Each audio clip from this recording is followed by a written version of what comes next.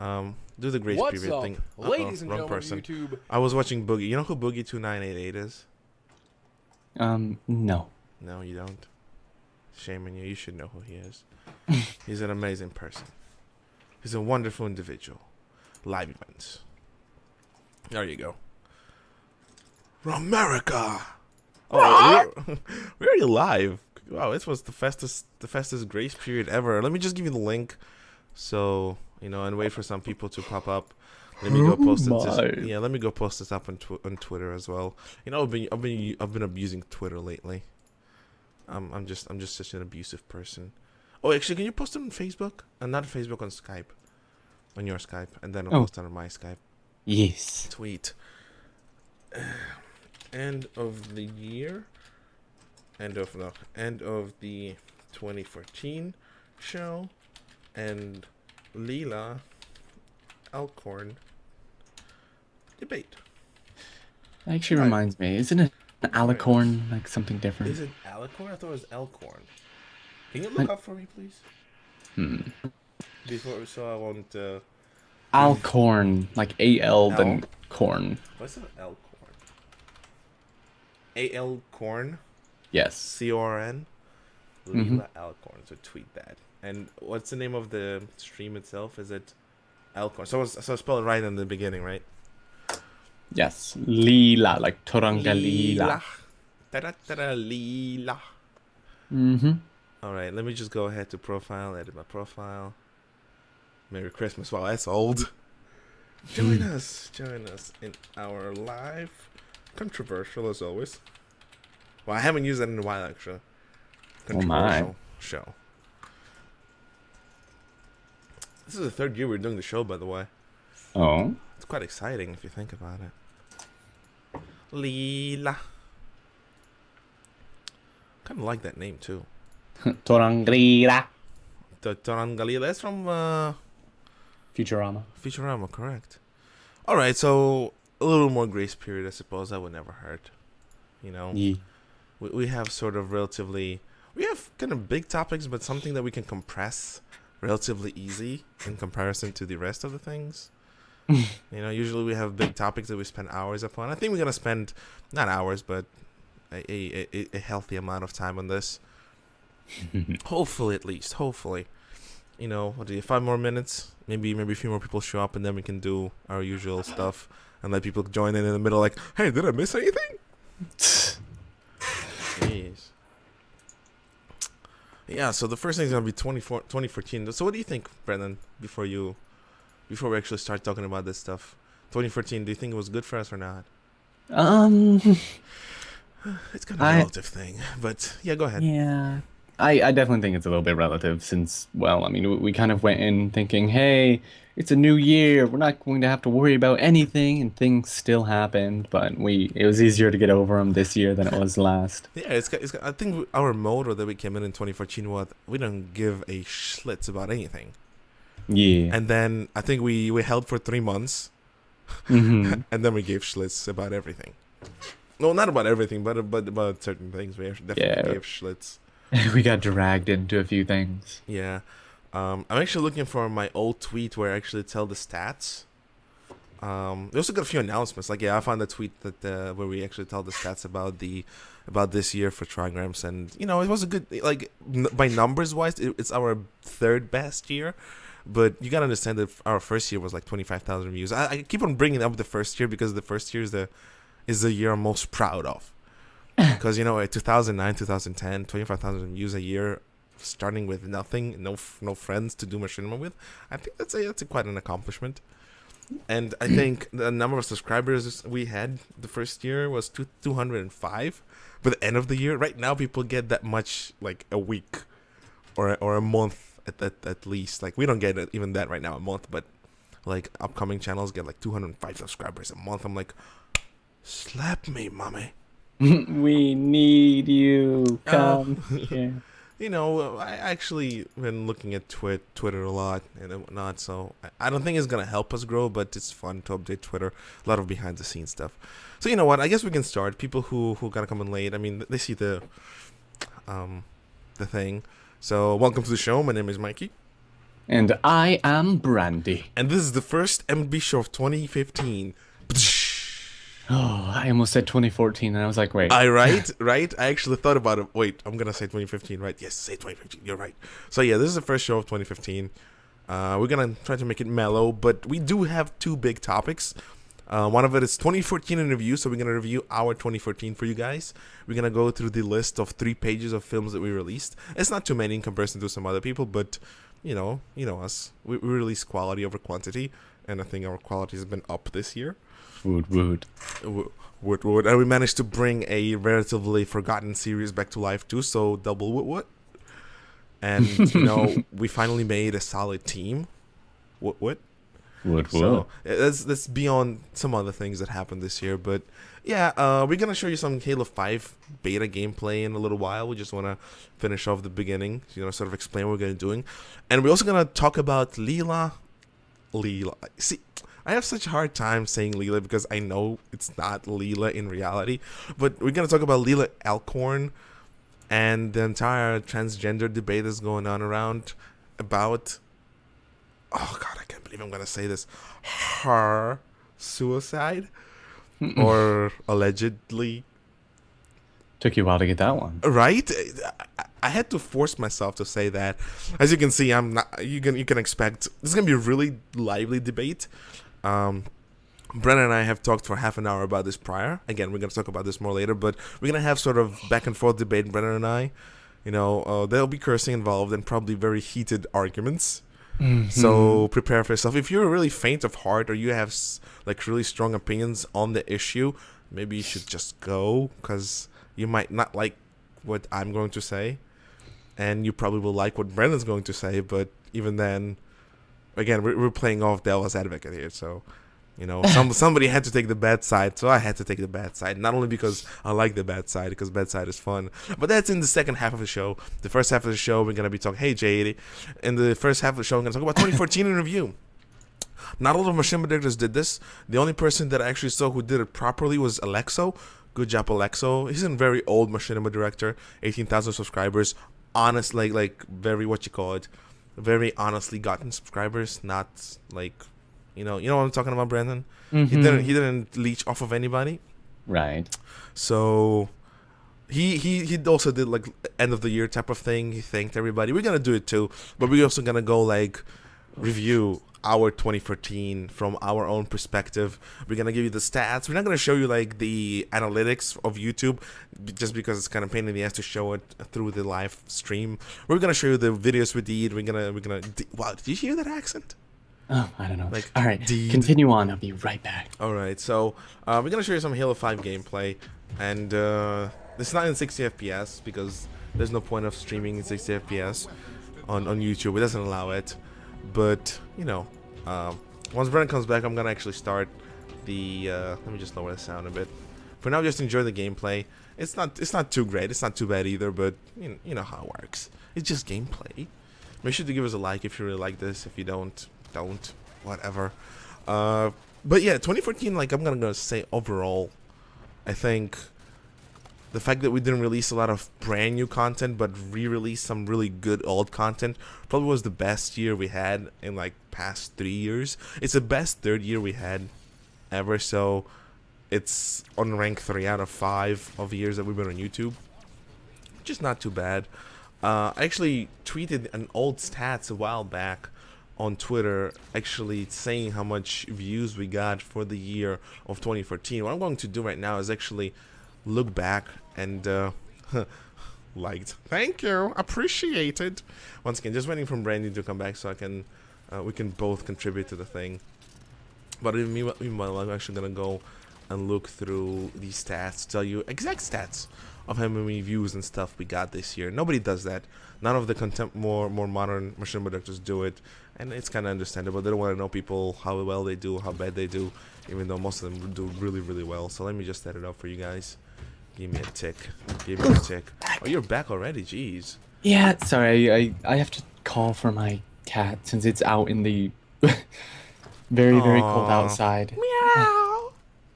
All right, Brett, I actually got updated stats. Oh? For 2014.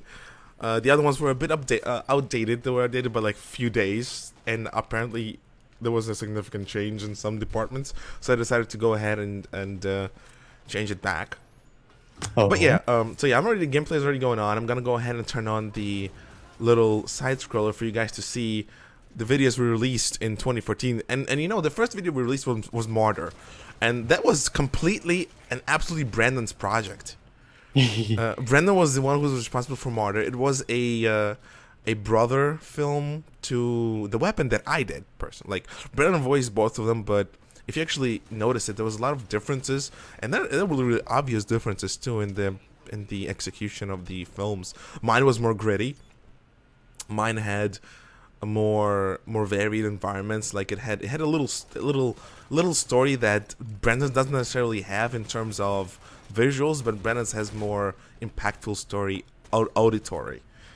Come on, Brandon, you did it, so come on, why don't you say it? Auditory, Well, yeah. yeah, it was supposed to be a bit of a foil to the weapon thing. You know, weapon is, you know, a mercenary type deal, obviously. Whereas Martyr was supposed to be the softer, more happier, you know, like, oh, I'm dying for a cause, sort of war cry type story. Yeah, I think when I wrote Weapon, my main focus was this guy is a mercenary. So he's going to be a little bit cold-hearted and the way he does things. And Brennan's Martyr was more of a heroic spin on the same idea. On exactly the same idea, actually. Mm-hmm. Quentin, you want to talk about... Yeah, sure. Big emphasis in Martyr was definitely supposed to be on the fantastical side of war, where people will, you know, quote unquote, go American dream style, where they believe that soldiers are going out there to die for a purpose. You know, everything they do has some benefit to the world that they're fighting for. A little reminder, we're doing 2014 in review, if in case you just joined in or something of the sort.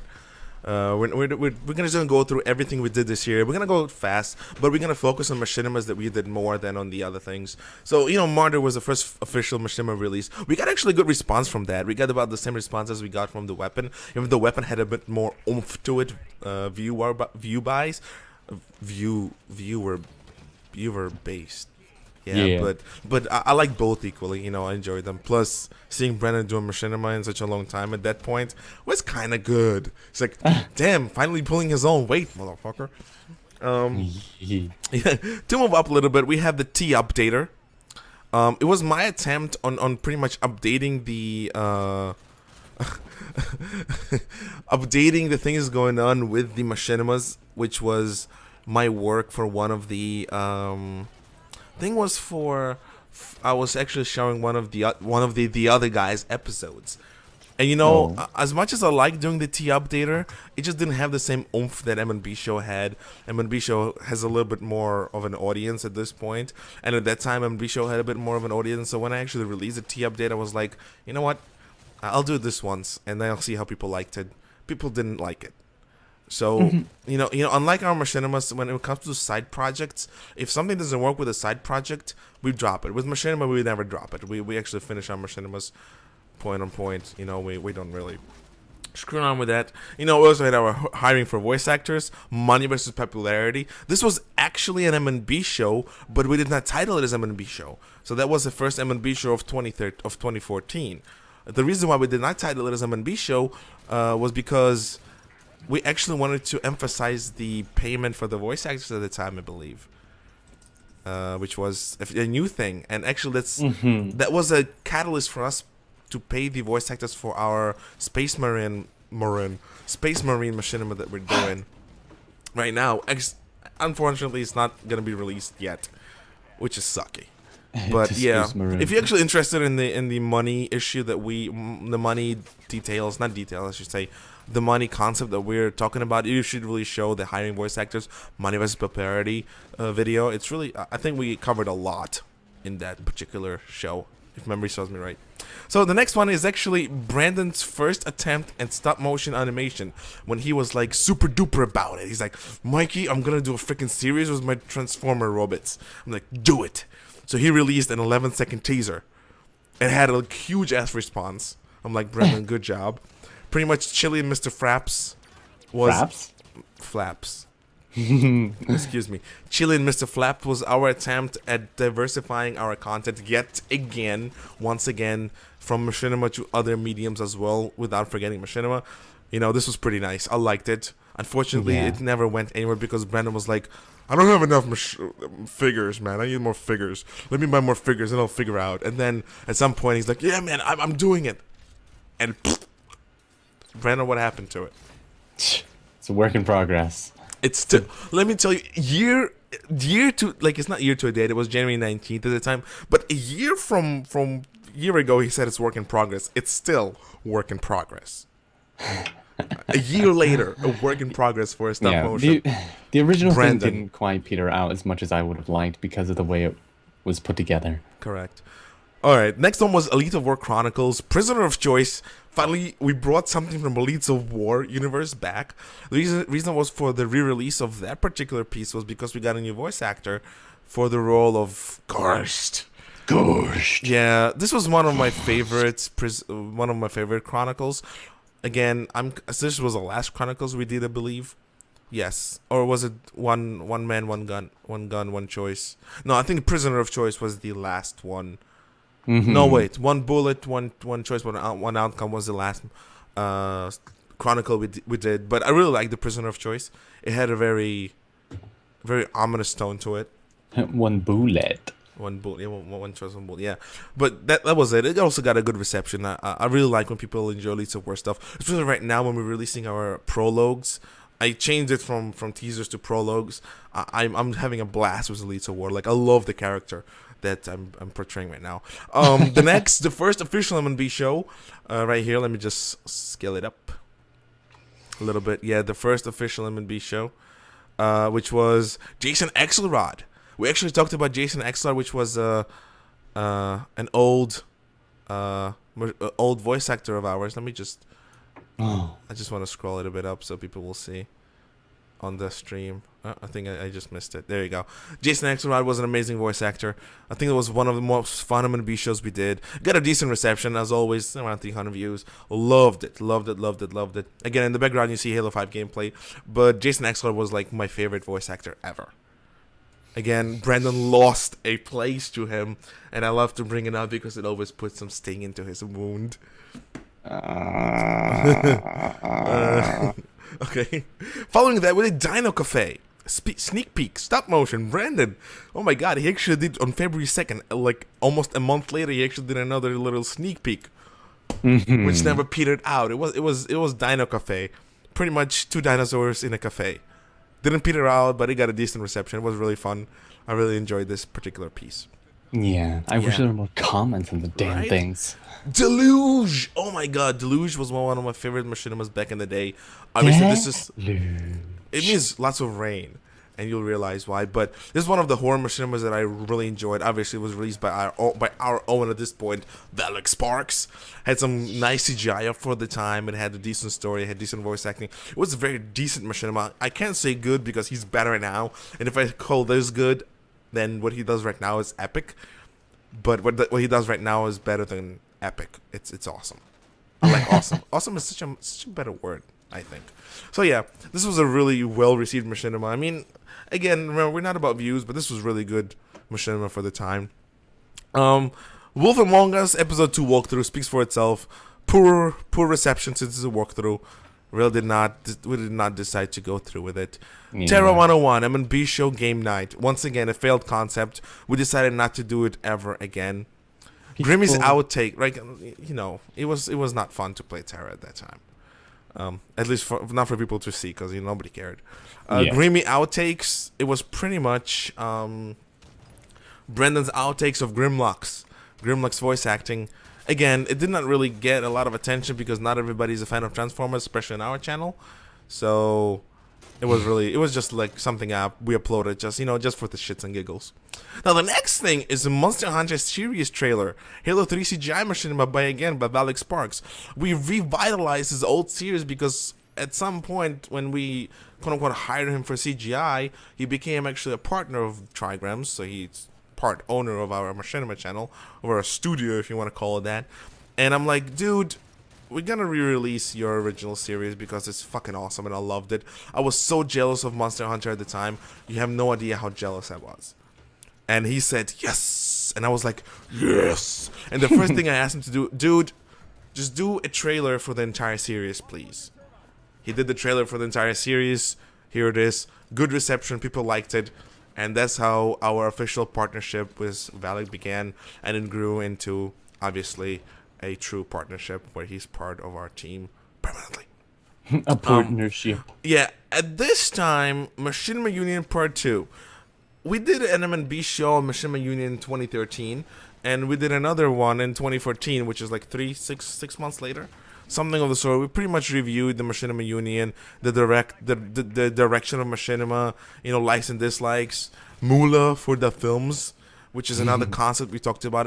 When we did that show, subconsciously, we didn't actually say it in the show, but we actually wanted to create a network for Machinima directors who don't really care about the views, but more care about making Machinima. And we wanted to make a something called Raptor Network. Because Raptor Squad. Yeah, I never told you about this because that's something I was thinking about. Oh. So it was Raptor Network. Raptor Network. And I was like, you know what? I want small channels.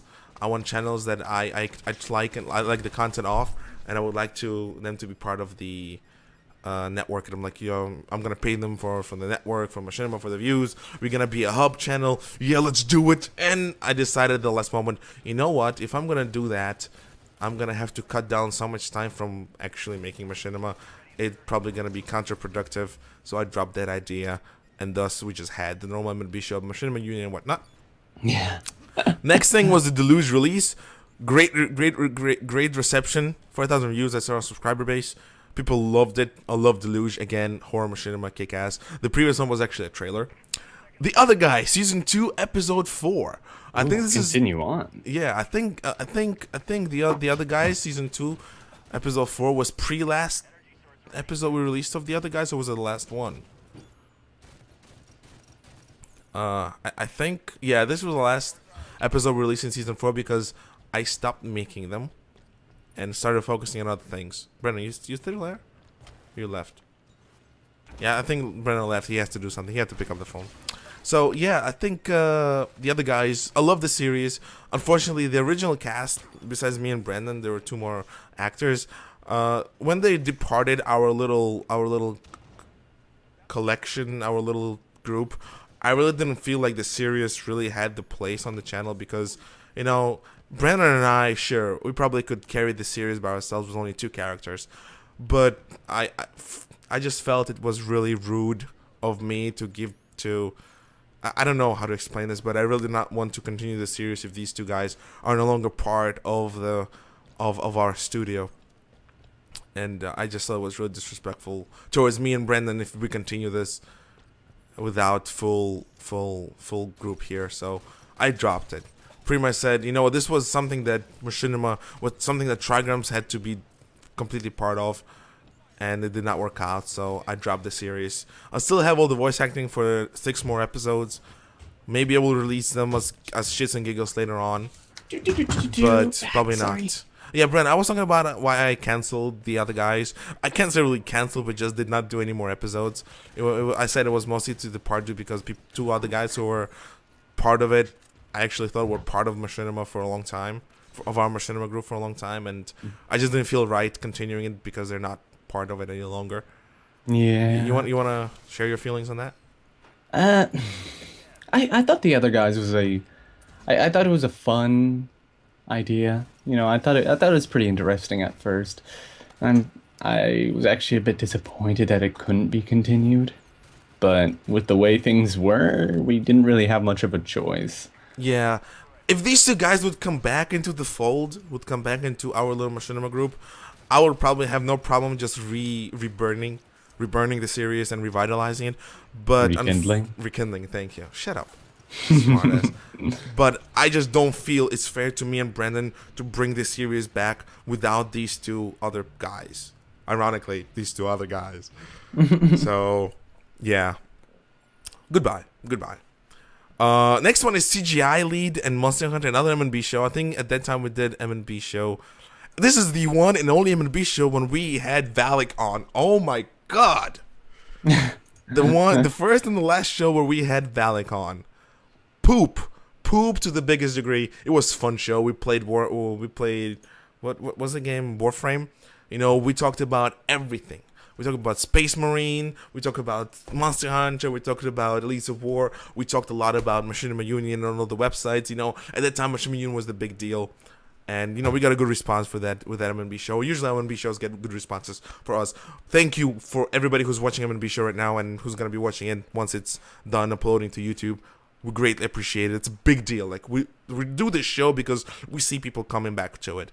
And that's a great thing. High five, everybody. Thank you so much. Our next little thing, we released the first episode of Monster Hunter. It was actually a remastered version, quote unquote. It wasn't really a remastered version. It was me just stretching it, color correcting it, adding the anamorphic lines and anamorphic bars, or people called letterboxing, even though that's the wrong term to use it for. Letterboxing? Yeah. So, yeah, Monster Hunter Episode 1. It was really fun. I was jealous of Monster Hunter series for many reasons, and one of them is being how fun it was compared to Elites of War. Like, Elites of War was so grimy and so gritty and so serious, and then Monster Hunter was so fun, energetic. It just had awesome humor. It was the first comic book machinima I've ever seen released in Haloverse. It was cool. You also got to remember, it was made during that era where machinimas were all about fun. Funny yeah. stuff. Yeah. 3D Insight. It was my request from Valak to teach people how to do CGI. Because prior to this, everybody was hush-hush. Like, at that time, 2013 was the year of hush-hush. It was the year where machinima directors would not share shit with you. It was a year where machinima directors was hoarding all the knowledge, putting it on their website, and pretending that they're teaching people because they have access to it. And I'm like, you know what? Fuck it. People want to do CGI. Valak, job. Please release like 4 or 5-parter on how to do CGI using your program. He did exactly that. We released 4 parts here, or 3 parts here, and the last part is on Valak's channel. Why? Because I want Valak's channel to get attention too. By the way, Brendan, do you remember that video he did with that girl who shoots magnetic stuff from her hand? Shoots magnetic stuff from her hand. She had a mag gun in her, like, instead of the arm. You know? Remember the music video he did? Railgun girl. Oh, that. Oh, okay. It got I get 23,000 views. Light 'em up. Yeah, light 'em up. Correct. 23,000 views. I was like, thank you, people, for paying attention to this stuff. I love when Valak's channel gets attention. And if you're not subscribed to him, please go subscribe to him, because the last episode of Monster Hunter will be featured a week earlier on his channel, and then it's gonna be featured on Trigrams. Why? Because I said so. Next. week later, or 2 weeks later, a week later, we released Monster Hunter Episode 2. Actually, in the same week. It was the only time we released Monster Hunter in the same week. Episode 2. Again, watch Monster Hunter if you enjoyed it. Machinima Union Part 3 M&B show. Wow. We did the Machinima Union Part 3. I can't believe we did 3 shows about Machinima Union just discussing it. And I think we did 2 more afterwards. It's an interesting era. Yeah, it was an era where Brennan and I were like, community websites? Fuck you. Let us talk about you and pretend you don't exist. And now we joined one. Well, I joined one because I'm like, you know what? I was part of Machina Nation for a while. Let me try these guys out. I'm gonna name the name of the website, but I'm also part of Machinima Union, and those guys are doing fine. They said they're gonna do a redesign for 2015. I haven't seen it yet. Hopefully I hope these guys don't fade away. You know what? It's Machinima Union? Yeah. It's pretty much a website for a bunch of friends at this point. I just don't see a lot of community thing going on there. Again, this is not about Machinima Union or anything. I'm just talking about MNB show. Another MNB show of the year. Brandon, you should keep count how many MNB shows we did. Another 3D Insight. Another episode of Monster Hunter. Another MNB show a week later. I believe so. Correct? Yes. 2 weeks later, we did another MNB show. This was really close to my heart, MNB show, and it got really piss poor reception because it was something personal. We talked about war in Ukraine, which is things that was going on at the time. I actually saw one director with his bigotry and his idiocy and his ignorance starting posting shit about Ukraine giving up its lands to Russia because we just should do it. And I was so furious at that particular machinima director. I was like, fuck you, I'm gonna do a show about it, you motherfucker. You know, you see emotions. That's what I'm talking about. It was rude. It was rude and pointless and heartless talking about my country like that because he's a stupid American. Whatever. Move on. I'm sorry. I love America. I'm an American, so I guess I'm stupid too.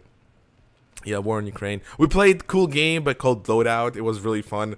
There was one time we played that game. We have not touched it ever since. Lowdown? Oh yeah, Correct. that strange. Correct.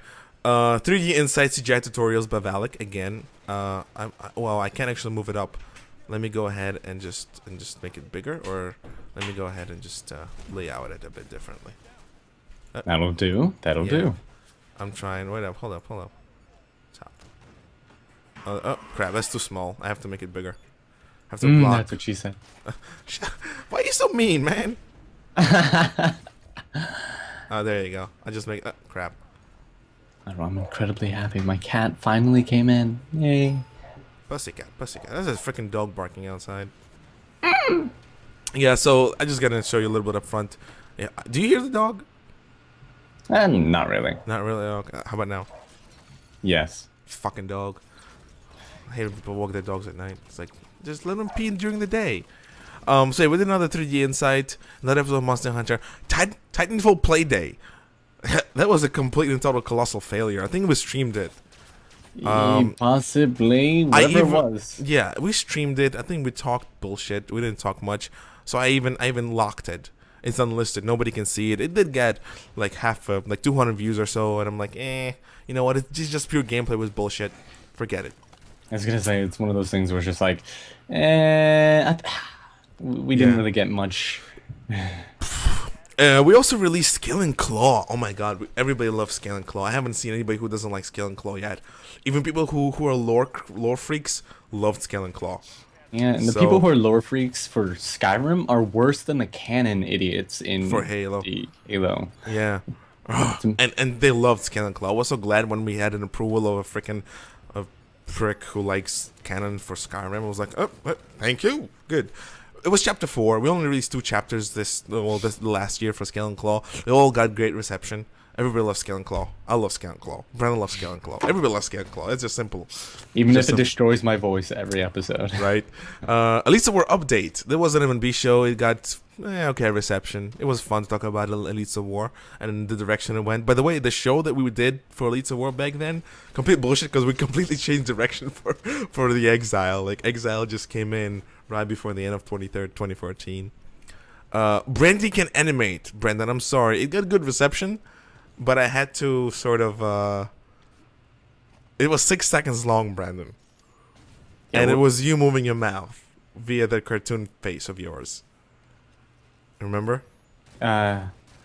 I had to kind of lock it because I felt it was kind of useless. It was 6 seconds long. I'm sorry, Brandon. You know, you don't miss it. You don't care. He said now. I can animate something else and actually make something of it. And of course, we released another episode of Monster Hunter. Fun. You know what? Yeah. Fun. Next page. God damn it. Onwards to thy next page. Push. Push. All right, so you will believe there's been Machinery Union Part 4. Evolve or fail? Wait, Part 4. We talked about Evolve as well, and if all of the website. F all of the websites. Full of the websites. Wow, that took me a while to read. Full of websites, new rig, TP website, fan submissions. I forgot what TP. Trigram's website, Trigram's production website, and fan submissions for M&B show. It was it was a lot of TP. Though you're right. This was a big show. Poor reception though. Good amount of likes, but poor reception. Again, M&B show is sort of up and down. Usually we get around 300 views. Sometimes we don't even get 150. So, you know, what can I do? I can't make people watch it, and only thing we can do is to entertain. That's what this M&B show is about, right? Another episode of Monster Hunter, and then we had 2 demo reels for Brandon and Valak respectively. Both got really good amount of views, and I think some of you actually got suggestions. Remember that? Yeah. Exclusive interviews, Elite of War films, feature projections, State of the Things, M&B show. Wow. This is where we actually took Machinima Union by its balls and told them, "You're gonna tell us about that hack." And the next two M&B shows, Brandon did by himself because I was on a trip to Atlantic City to spend some money on gambling. I love gambling. Gambling is fun.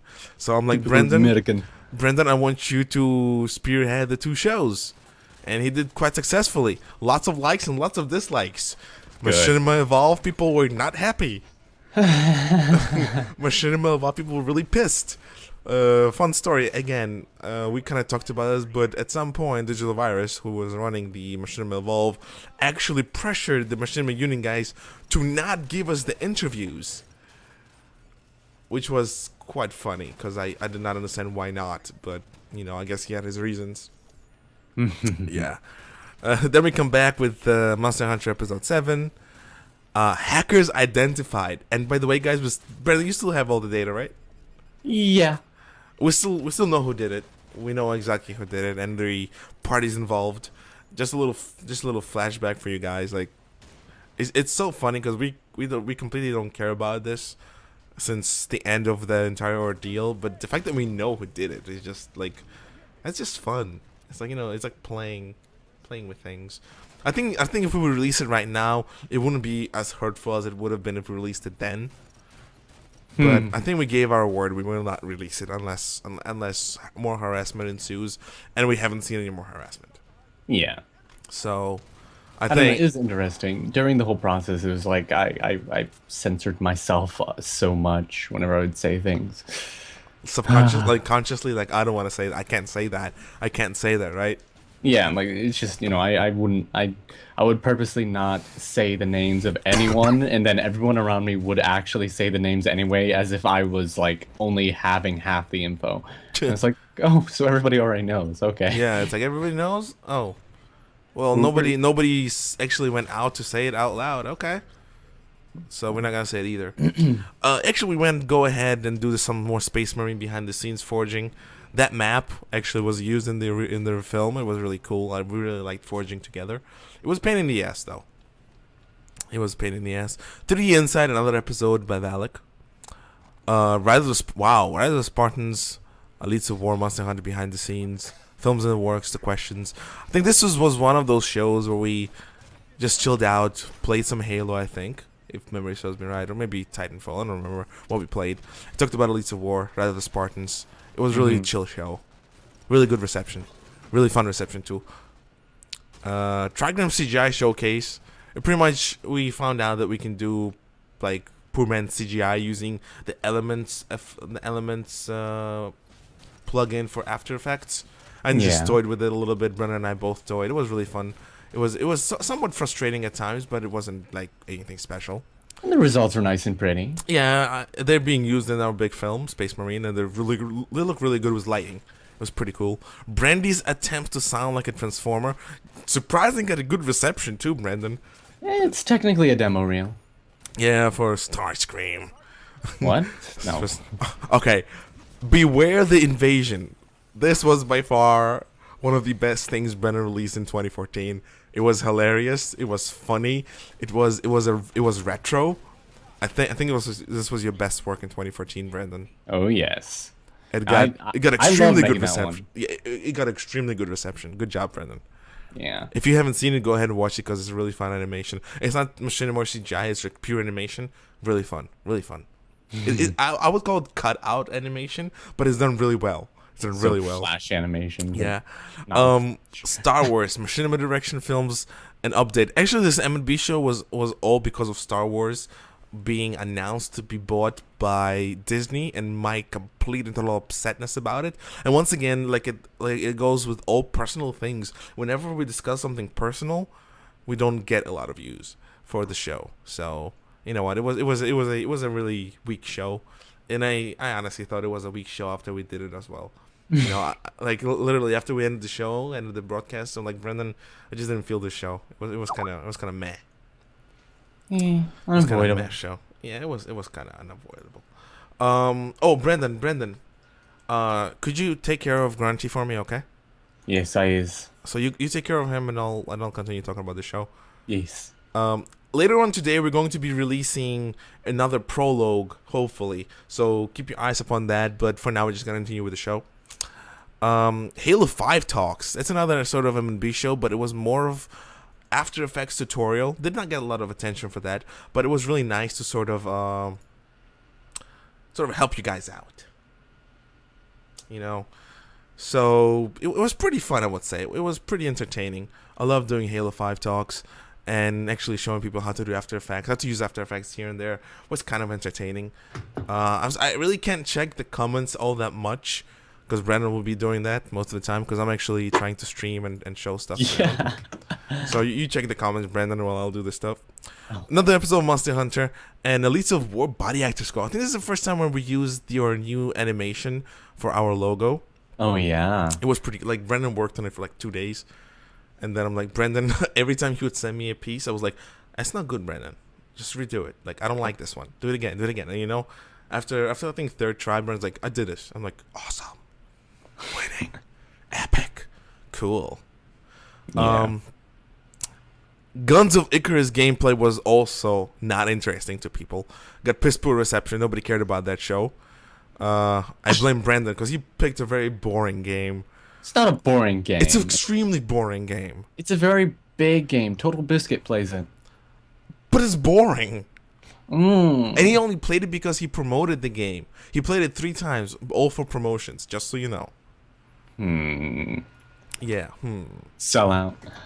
Hey, shut up. I would do stuff for money. It's called business. We announced that we have Facebook, Twitter, and Twitch TV. Like, both Twitter and Twitch grow slowly for us because we don't really do much on them. Except Twitter. Lately, I've been using a lot of Twitter, and I don't really sell myself out on Twitter, so I don't really we don't get a lot of following on Twitter. But some people come from Twitter. I'm glad when people come from Twitter. 5 years of machinima. This was actually a project by Adruni with Valak Sparks. I told him, hey, dude, you're really good at trailers. You're really good at trailers because I suck at trailers. I can't do trailers. Like, that's why I had to do prologues. I cannot do something without a story. So I'm like, can you do like a trailer, like a little memory lane thing for Elites of War in our channel in general? And he's like what videos do you want me to use? Anything you want, just keep the music uncopyrighted. And literally like half a week later, I got this. It got extremely good reception. 13,000 views, amazing. Good job, Valak. Valak is amazing. Awesome. Okay, guys. Yeah. M&B show featuring Halo 5 again, Halo Master Chief Collection. Halo 2 Anniversary was a great show, got a great reception. We had a really fun time evaluating the show. I think that's where we evaluated the trailers. It was really fun. I think it was one of those shows where you're evaluating it was like the best thing ever. Another episode of Monster Hunter, episode 9. That's where you're actually closing to the end of the original series, right? Yeah. Destiny. Surprisingly enough, people cared more about Halo 5 than Destiny at that time. I don't blame them. I don't blame them for a really good reason. And we also got a milestone over there. And just general talks, Monster Hunter 13. We talked about what we're going to do for that. It was a really fun show. Got decent reception for us. It was pretty entertaining. Kick-ass fun. Episode 10 from Monster Hunter. Okay. Ugly Cryface Halo Reach PSA. I don't remember what it was about, but I know Brandon was in charge of that. In charge of? Ugly Cryface. Oh, Halo Reach PSA. I don't remember what it was about. All I know, I think I laughed my ass off, and then I sort of like, that was dumb. Yeah, everybody sort of ignored that one. I was just like, okay, hey guys, I exist. This is what I do. Nobody cared. Next 3 things we released were all M&B shows, since we did not release much content on the week of July. Like, July wasn't really much of a content week. So we released 3 shows. We talked about Orbital Terminals, RB617, rumors of his website, which actually came true. He does have a website. You can go and check it out if you really want. I like when my rumors come true, man. I'm fucking awesome. Those are predictions. We talked about Daniel Hodge. Yeah, he was moving somewhere. I think he was moving somewhere. We took. I was moving. I think. No wait, it was July. I wasn't moving. Never mind. Got really good reception. Really good reception for the show. A lot of comments. A lot of likes. A lot of views for us. We talked about Destiny in the next show. And surprisingly enough, people cared a lot about this one. Mostly because we talked about digital fear and the digital virus issue. Remember at the time he sent out a tweet? At that time I didn't check Twitter, or if it was tweeted to him or whatever. It's when he sent out about his Deus Ex series, and we pretty much ripped an asshole in that one. And we pretty much just viruses stealing and stuff like that. You know, it was a really fun show. Loved that show. It was so exciting, so entertaining to get all the different opinions going on. It was a really popular show. One of our most popular shows. Almost like 700 something views. Like lots of likes, lots of dislikes too, because you know you get both bad and the good. As per usual. Yeah, and then we got back to our normal sort of M&B show style. We talked about Halo 2, Destiny Beta, and we also talked about Digital Fear again. And what is M&B show? Because, you know, at that time I think we got somebody defined M&B show really poorly. So we wanted to redefine the M&B show. And that was kind of entertaining. Love that show. Again, you know, we're going back to this memory lane, and I'm like, wow, I remember all these shows. How do I remember them? And you know, you realize, wait, we actually did put a lot of thought into these. Obviously, we remember it. Brenda, do you agree with what I'm saying, or am I saying too much on your behalf? Oh no, I think it's perfectly fine. I mean, we generally have a lot of the same ideas as to what is amusing, and you know, when it came to all of the little M&B shows that were covering all those controversial topics, it was just you know, it wasn't like anything serious. It was just, you know, nobody's gonna go kill themselves over it. Right. Oh, Nobody's. Oh shit! It was subconscious, Brandon. I didn't mean to say it like that. It was subconscious. Nobody decided to invest in ice water. Yeah, even though we suggested it a lot. I think at that time the ice water bucket and get a razor was our motto, Yeah. whatever. Hello, Yeah. Moto. Hello, Moto. So we just went through 60 pieces of content we released, and now we're up to the last page. I don't think this is sort of end of the year type of stuff. We released episode 11 of Monster Hunter. Flame War between Machinima Union and Machinima Evolved. Talked about Doom a little bit, films, hiatus from M&B show, and Space Marine. Hiyatsu. Shut up. Now I remember how to say it properly. This was also a fun show. A lot of controversy, lots of views. Surprisingly enough, not a lot of dislikes. I imagine we would have a lot of more dislikes for the show because of the nature of our main topic, sort of speaking. You know, Machinima Union, Machinima Evolved were at each other's throats ever since their inception because, you know, people. It's like the only thing I can say because of what people. Duh. Because reasons. Yeah, because of reasons. Okay, thank you. That's even better. You know, this really got good reception. It was a really fun show to do. Again, most of our shows are fun to do. Like, I think only 2 shows from the last season of MB show were not fun shows. Mm-hmm. You know, I think one of the last shows was not a fun show at all. It was complete and utter garbage. Genie Memorial M&B show. This was a really heartfelt and very short M&B show. This was about Robin Williams passing via suicide. Oh my god, I just realized this is gonna be a depressing M&B show. Starting the second part is gonna be really depressing or angry, I don't know. So yeah, Genie Memorial M&B show. We decided that we both are fans of the man and he deserved our take on it. Again, we did not really name it anything special, just Genie. No Robin Williams, nothing of the sort. The reason why we did do it because I didn't want to get like fake views, like just people who just searching for it at that time. I just named Genie. Yeah. You know, I posted his face, but like faces, but they're kind of small. You can't really tell unless you really know who you're talking about. So, you know, I thought it was a really nice nod to Robin Williams. So, hats off to the man. Hi, buddy, and the Spooter. That was God. when you were just like, oh, you know, Just release Dino something, Cafe goddammit. never came back. Oh, and so I decided to do something different. Just do it. Please, just do it. My God. Hi Buddy was one of my favorites, I have to say, because like I said, I was a fan of like the old sort of goofy cartoons back in the day. And Hi Buddy was supposed to be it was originally a joke brought up between Mikey and I about the Lego movie with Liam Neeson. Hi, buddy. Yeah, oh my god, And- Liam Neeson. Liam Neeson had a phrase in the trailer where he was like, "Hi, buddy." He was playing good cop, bad cop. Just go watch Lego Movie. I endorse it 100%. He was playing both sides of good cop, bad cop. And Yes, so I he wanted was. to include "Hi, buddy" in like some sort of some sort of show. And so I decided, oh wait, I know what I can do. Hi, buddy. So I get out You said it Grimlock, I get perfectly out too. Springer, and just do this buddy montage. And there was an accident. Just go watch it. That was an awesome one. It was That was really. cool. And Tespooter. To Spooter, that was one where I decided to up the frame rate a bit, and I wanted to show off the fact that I had the Halo Reach Halsey's Journal. Uh huh. And so I was just like, I'll do that. And, I had Sandstorm and Springer, and they were just sort of chilling out there. And I was like, okay, so Sandstorm and Springer are, twins. Obviously, the big yellow one's going to be a black dude.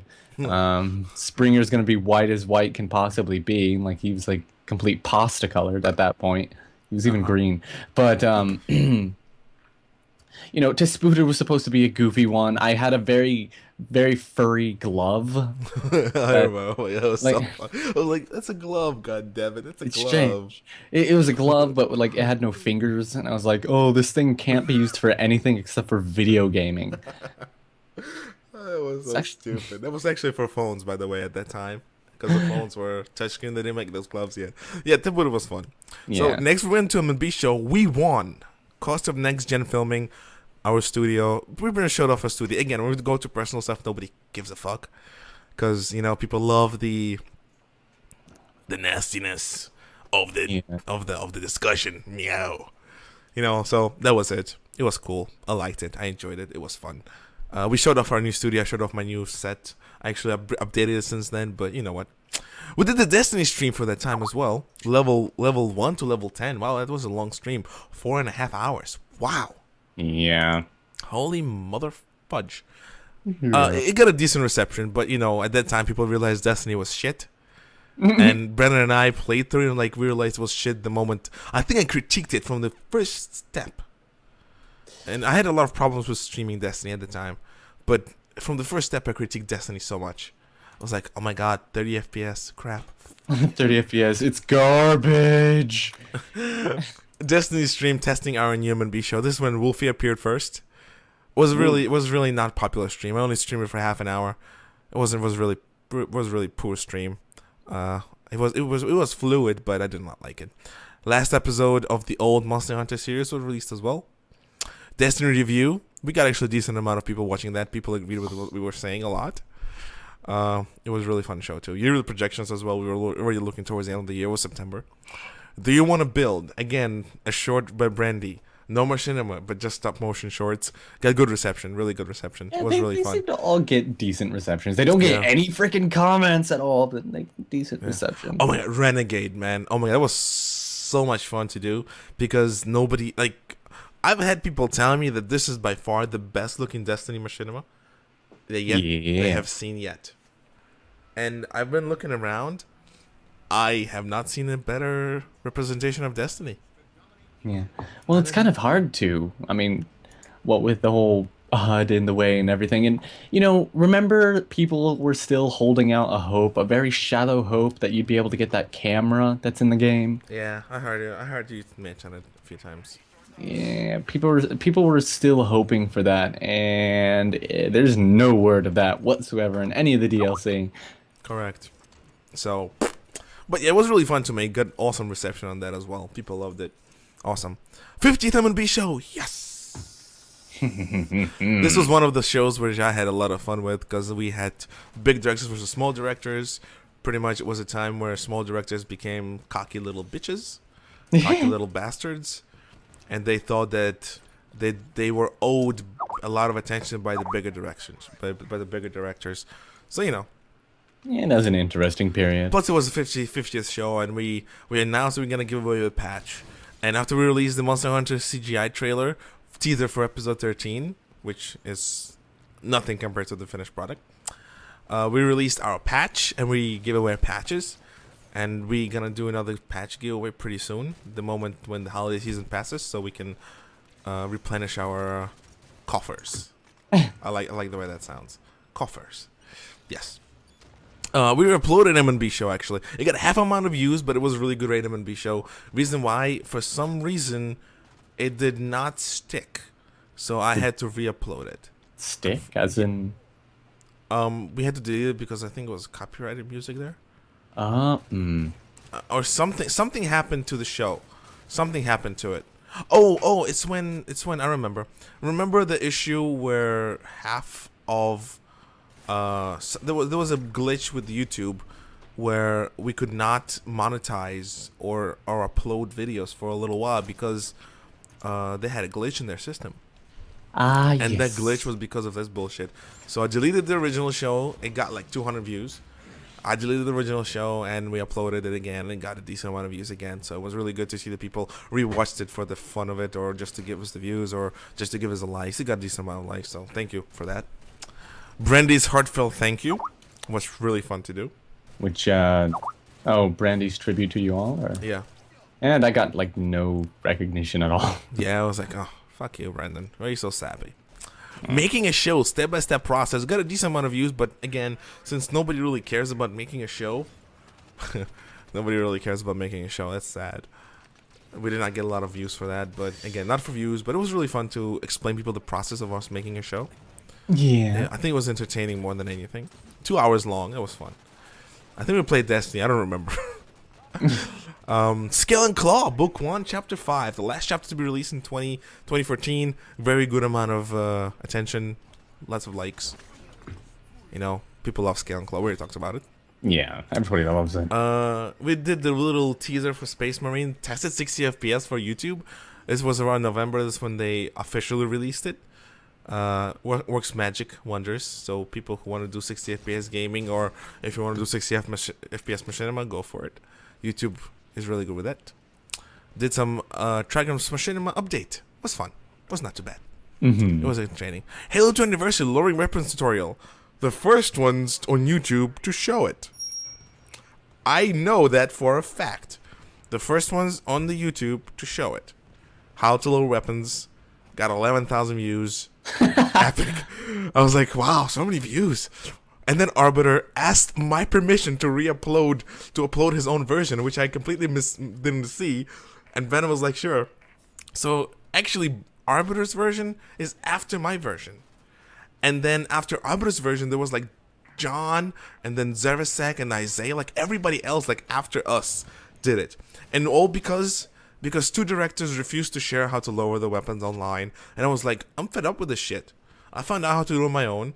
I just clicked the buttons. So like, I was like literally just clicking buttons. How to do it? I don't know how to do it. Am I gonna ask the dick? No. So I did it on my own. That guy didn't even post how to do it. He was telling everybody, oh, just press down. It's like Halo 2 Anniversary, the original Halo. Just press it down. It was bullshit, of course. So I'm like, you know what? I'm going to show people how to do it. Took me 10 minutes to edit everything together. Well, fine, 15 minutes to edit all together. Was really simple, was really fun. I loved that little piece. And then we used an Elite. Nobody else used an Elite. Yeah, Except it had that Arbiter. little charm to it. Yeah. Plus, it was funny. I'm like, Brendan, find me funny music. Got it. Brendan, funny font. Got it. Brendan, do the what you call the thumbnail. Got it. Release it first. Taking credit for that, motherfuckers. Taking credit for that. First, Brendan, let's do another high five. 1, 2, 3. Good one. Wonderful. Halo, the Master Chief Collection, Halo 2 Anniversary Review, M&B Show. We ragged on the multiplayer a little bit. We did not rag on the campaign. We had fun with the campaign. I think we said that it was repetitive since we already played it before. The new visuals did not really make it more fun to play, but it was more interesting to see the new cutscenes. And I wanted to see the cutscenes in-game. I did not want us to go on YouTube and see them. Brendan, opinion? Sure, no. Okay. I don't know. Teaser comparison. Oh yeah. Well, I like them. I like them. Can we really talk about them that much though? Not really much to say. Yeah, that's pretty much I said everything we thought. Yeah, it's just there were two things. Mikey had a version, Adrian had a version, and things are awesome. Everything is awesome. It's cool when you're part of a team. That's from a Lego movie. Go watch it. Onwards. November Exile Thanks. Prologue 1. Great reception. People loved it. I'm happy. Alita Wars back, bitches. Did I think pre-last show? It was pre-last show, or was it the last show? It was officially the last show. Officially, so? It was pre-last show of the 2014. We did the giveaway again. What did we give away? Oh, we announced the patch, I think. Mm-hmm. I think we announced another patch. Summoning of the Sword, Halo CC, Halo 5 Elites of War plans. You know, the bullshit. It wasn't that too far long ago. Released a second prologue. Again, great reception. People love Elites of War. I love Elites of War. This actually is only available for Twitter followers. The teaser comparison for the upcoming series trailer finale for the Monster Hunter. Only for the Twitter followers. Go on Twitter. Follow us on Twitter. You will see this. It's only available there. Thank you update from MNB Show December 21st. Halo 5 beta 11 impressions. People liked it. They liked our take on the beta of Halo 5. And we reviewed the first week of it. And truth be told, my opinion changes slightly. We're gonna share it once the beta is over on the 19th. And there's a Prologue 2 pre-release. That's a teaser for Prologue 3. Nobody's seen it except Brendan and I because this was a test upload for YouTube. Just waiting for the lines right now. And this, pretty much, besides the last video, was not 30. Let me count how many. 1, 2, 3, 4, 5, 6, 7, 8, 9, 10, 11, 12, 13, 14, 15, 16, 17, 18, 19, 20, 21, 22, 23, 24, 25, 26, 27, 28, 29, 30. I think it's 30 per page. I think so. Let me just double check. 1, 2, 3, 4, 5, 6, 7, 8, 9, 10, 11, 12, 13, 14, 15, 16, 17, 18, 19, 20, 21, 22, 23, 24, 25, 26, 27, 28, 29, 30. I think we will release like 90 pieces of media. To give you guys a sort of a bigger picture of, once again, we're small. We're a small channel, small team. You know, we don't have 10,000 subscribers or anything of the sort. Just to tell you our overall analysis for the year of 2014, we got almost 500,000 views. Thank you very much. 492,000 views. Measly 812 subscribers in a year. Again, it's good for us. It's good for us. Thank you. And 1.4 million minutes watched. Winning.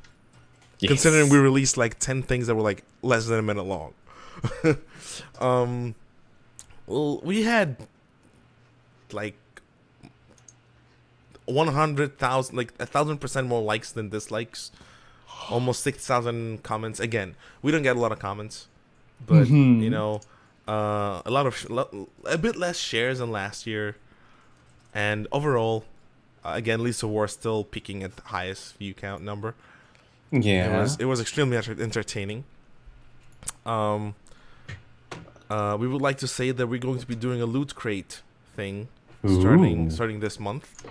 We're going to be giving away some loot crate stuff. If you don't know what loot crate is, go look it up. If you want to sign up for it, go ahead. If not, you can always just go on our channel, look up the loot crate stuff later this month, and see if you can get something from us.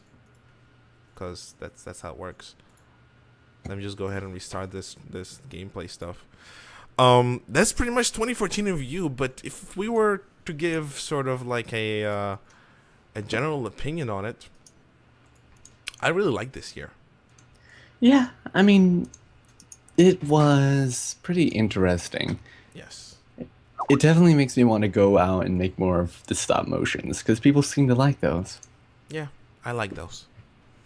But, you know what, if I'm going to be really serious, I think even though this is our third best year, I still think this was an awesome year. I like this year. This year was really good. It was full of excitement. It was full of films. It was full of downs and ups. It was how a proper channel should work. You know, growing is fine. Growing is nice. But you have to have pitfalls to bring you back to that point where you can go say, hey, you know what, this was wrong. Let me try to do it better next time. But that being said, we would like to thank you for being here for us and supporting us. It was really fun. Really? It was really fun. Right? Can we do really twice? Yeah, really. Is it true you're transgender? Don't jump the topics. We have to finish the first topic. Then we go to the other one. Devolved person. Jesus Christ. I should have devolved. Yeah. Is that fake one ran by that guy that we know? By that guy that we know. Yeah. Yeah. I remember seeing something named Machinima Revolved somewhere, and it was weird. Yeah, I saw that too. It was kind of weird. Yeah. He's doing So, leet speak. what's a lead speak? Leet speak. What's a lead speak? Like when you speak with like text talk and you like Oh, I don't know sound what like the hell. I never. Oh, lead speak. So like slang speak. yeah, like oh what up, ho boy, gee, great mate. Oh, I kind of don't like that. He's like, are you not educated enough? Okay, fine, be like that. So I think that's kind of wraps up our 2014 year in review. My original plan was just to make a little montage for you two guys to watch of all the stuff we did, but you know what? Sticking with our guns and live shows, that was kind of not an option. Not an Yeah. option. Yeah. Uh, Are we going into the next? Are ooh hiccups? Are we going into the next topic? I think we can start going to the next topic right now. All right. Let's. I'll let you do that real quick. I'm gonna see what's up. Huh? No, somebody came home. Oh my god, go. Yes, I should be right back. All right, so before he comes back, I'm just gonna talk about what you call it. God damn it. We're gonna talk about this issue with Leelah Alcorn, or like I kind of call him Joshua Alcorn.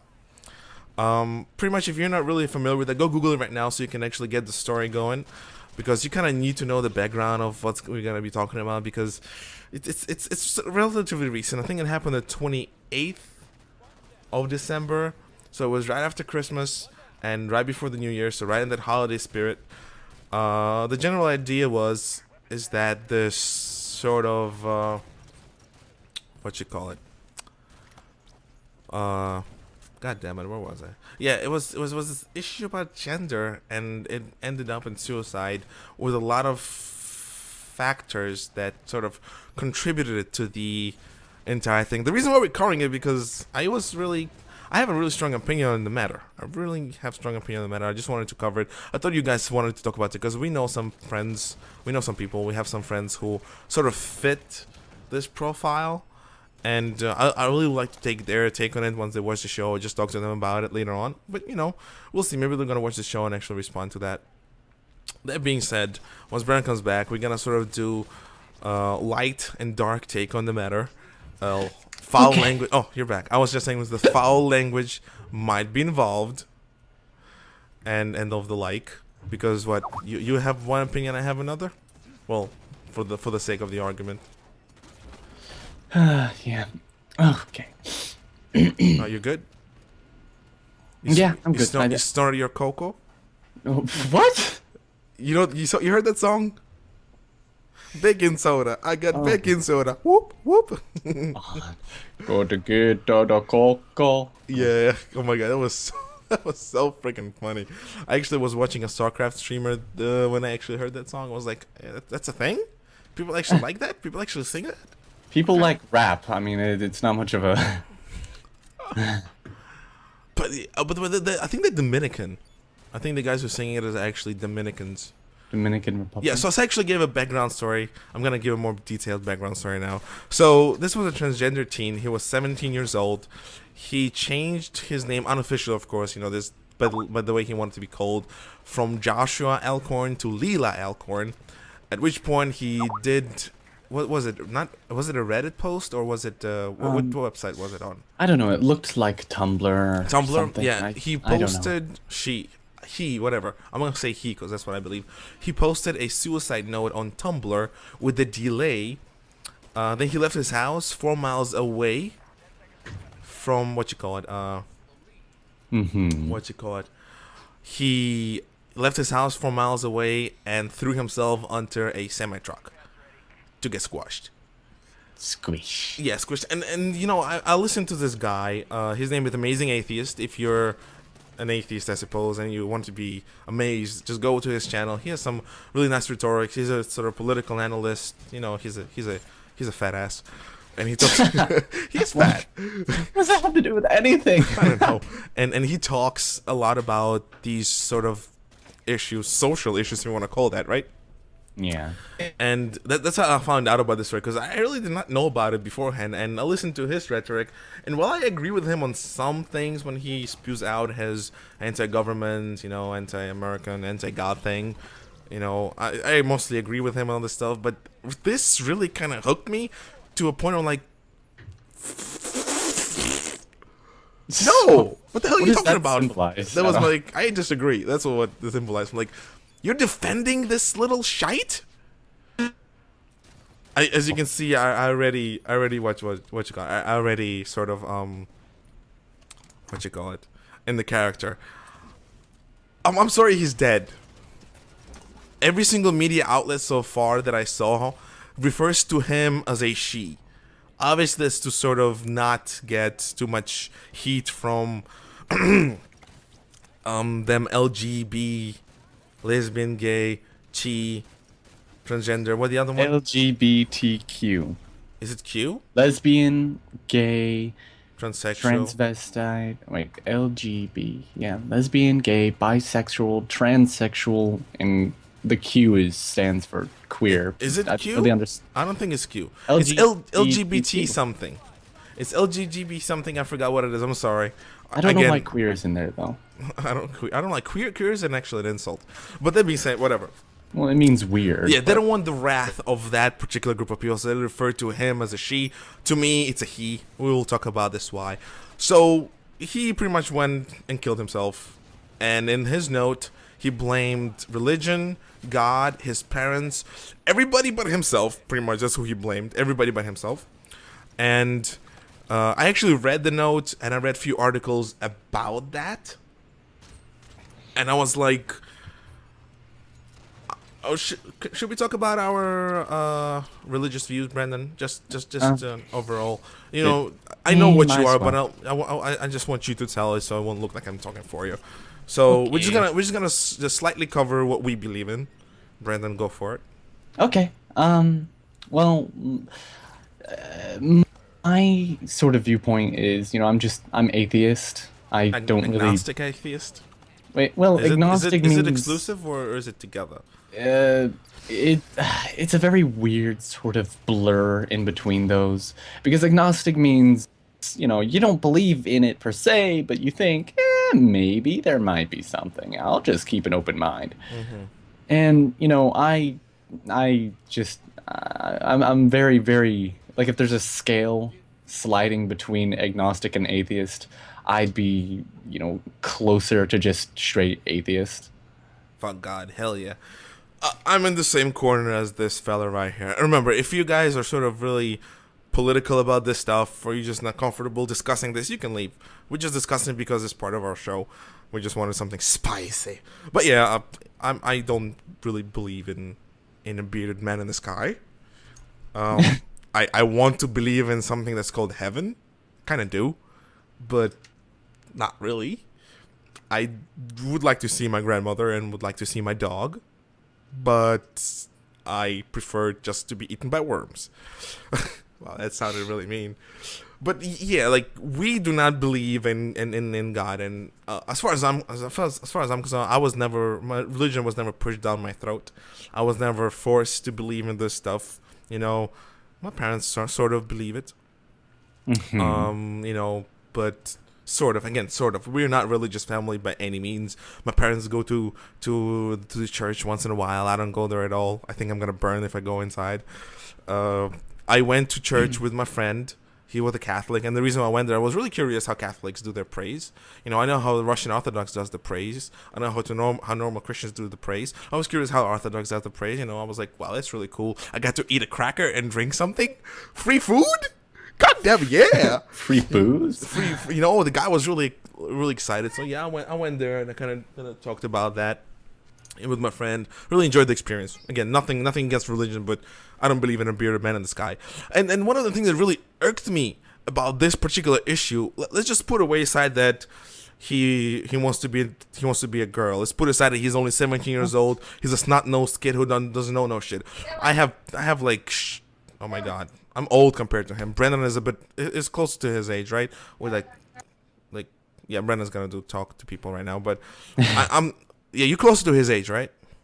Yeah, just about. I'm 19. I think he was 17. He was 17. He correct. wasn't willing to make it to 18. Yeah, loser. But yeah, I'm far ahead. I haven't been doing machinima when I was 17. I was doing it way later. But yeah, so I was like, threw that all away, and I'm like, you blame religion for his thing, huh? So you're gonna this kid, this 17-year-old kiddo, who hasn't even lived fraction of his life, who doesn't know how to properly hold his thing, is gonna go ahead and blame a religious belief for all his problems, for all his deeds. He's gonna go ahead and accuse his parents, accuse his parents for his problems. He's gonna make it public, and he's gonna go ahead and get smashed by a truck.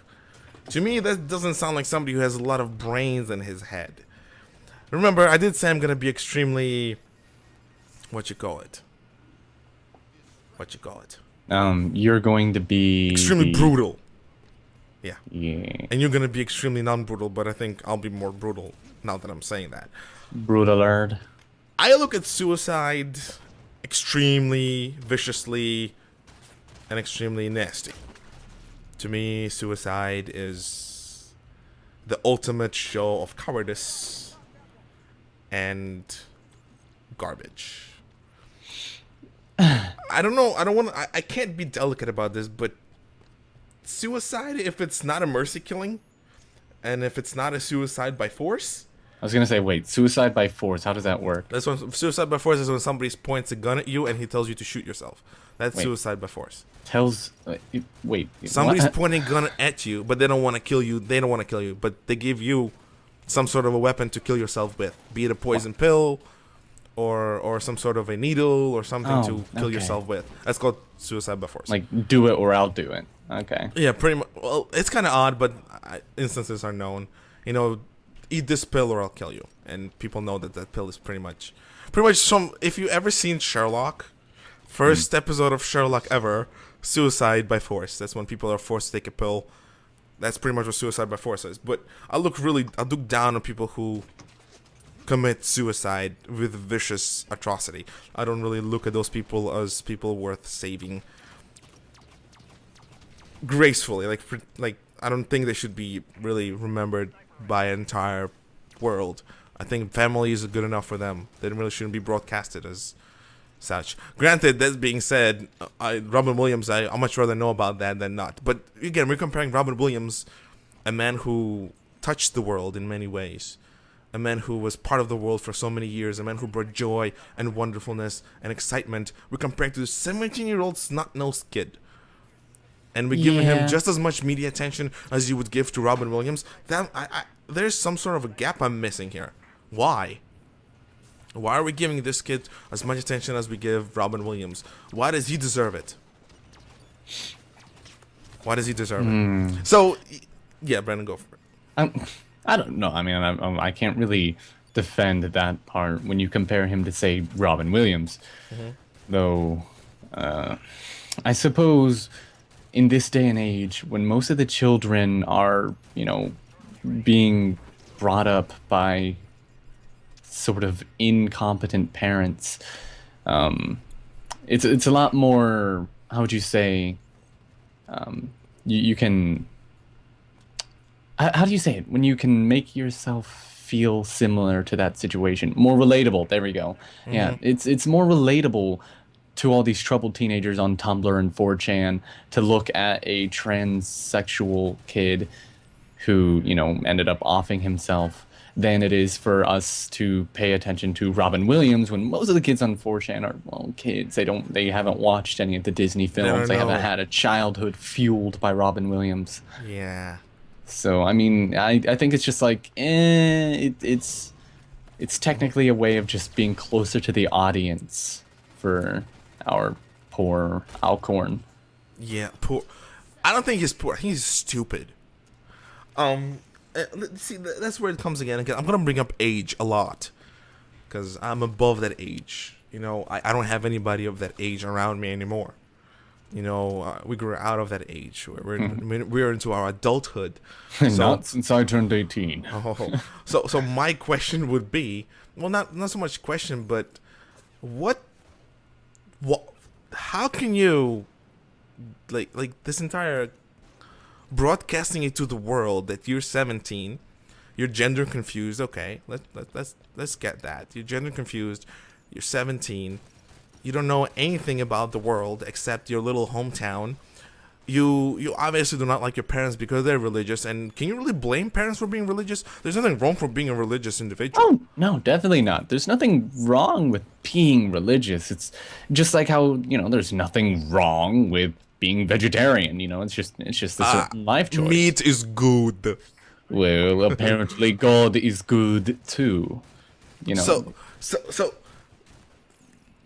you are cursing your entire existence because your parents who raised you, who fed you, who clothed you, who gave you their love, who, occasionally forced you to go to church or say a prayer, or something of the sort. Are you gonna go kill yourself because they don't agree with your lifestyle choice at 17? What do you expect your parents to do? Your parents have the inherent right to be disappointed and upset with your decisions if they don't see those decisions are the proper decisions for your life. That's your parents' job. Yeah. I mean, to be fair, this is the sort of subject that makes me get, really a bit nasty because Your experience, yeah, go for it. Go. I have a very bad sort of view of people who try to label themselves before their hormones have settled. Ha, I love that. That's a good one. Good, kudos. I don't like it when you see a 14-year-old say whether or not they're gay, straight or not. It might be a bad call on my part because, it's like, who am I to judge? But I just don't like it when they label themselves and get themselves locked into a mindset that they have to be labeled so early. Just let themselves grow into what they will be and not make a big drama out of it. You have an immature child, an immature kid that is already trying to act mature by imposing his choices in a household where people feed him, love him, and clothe him.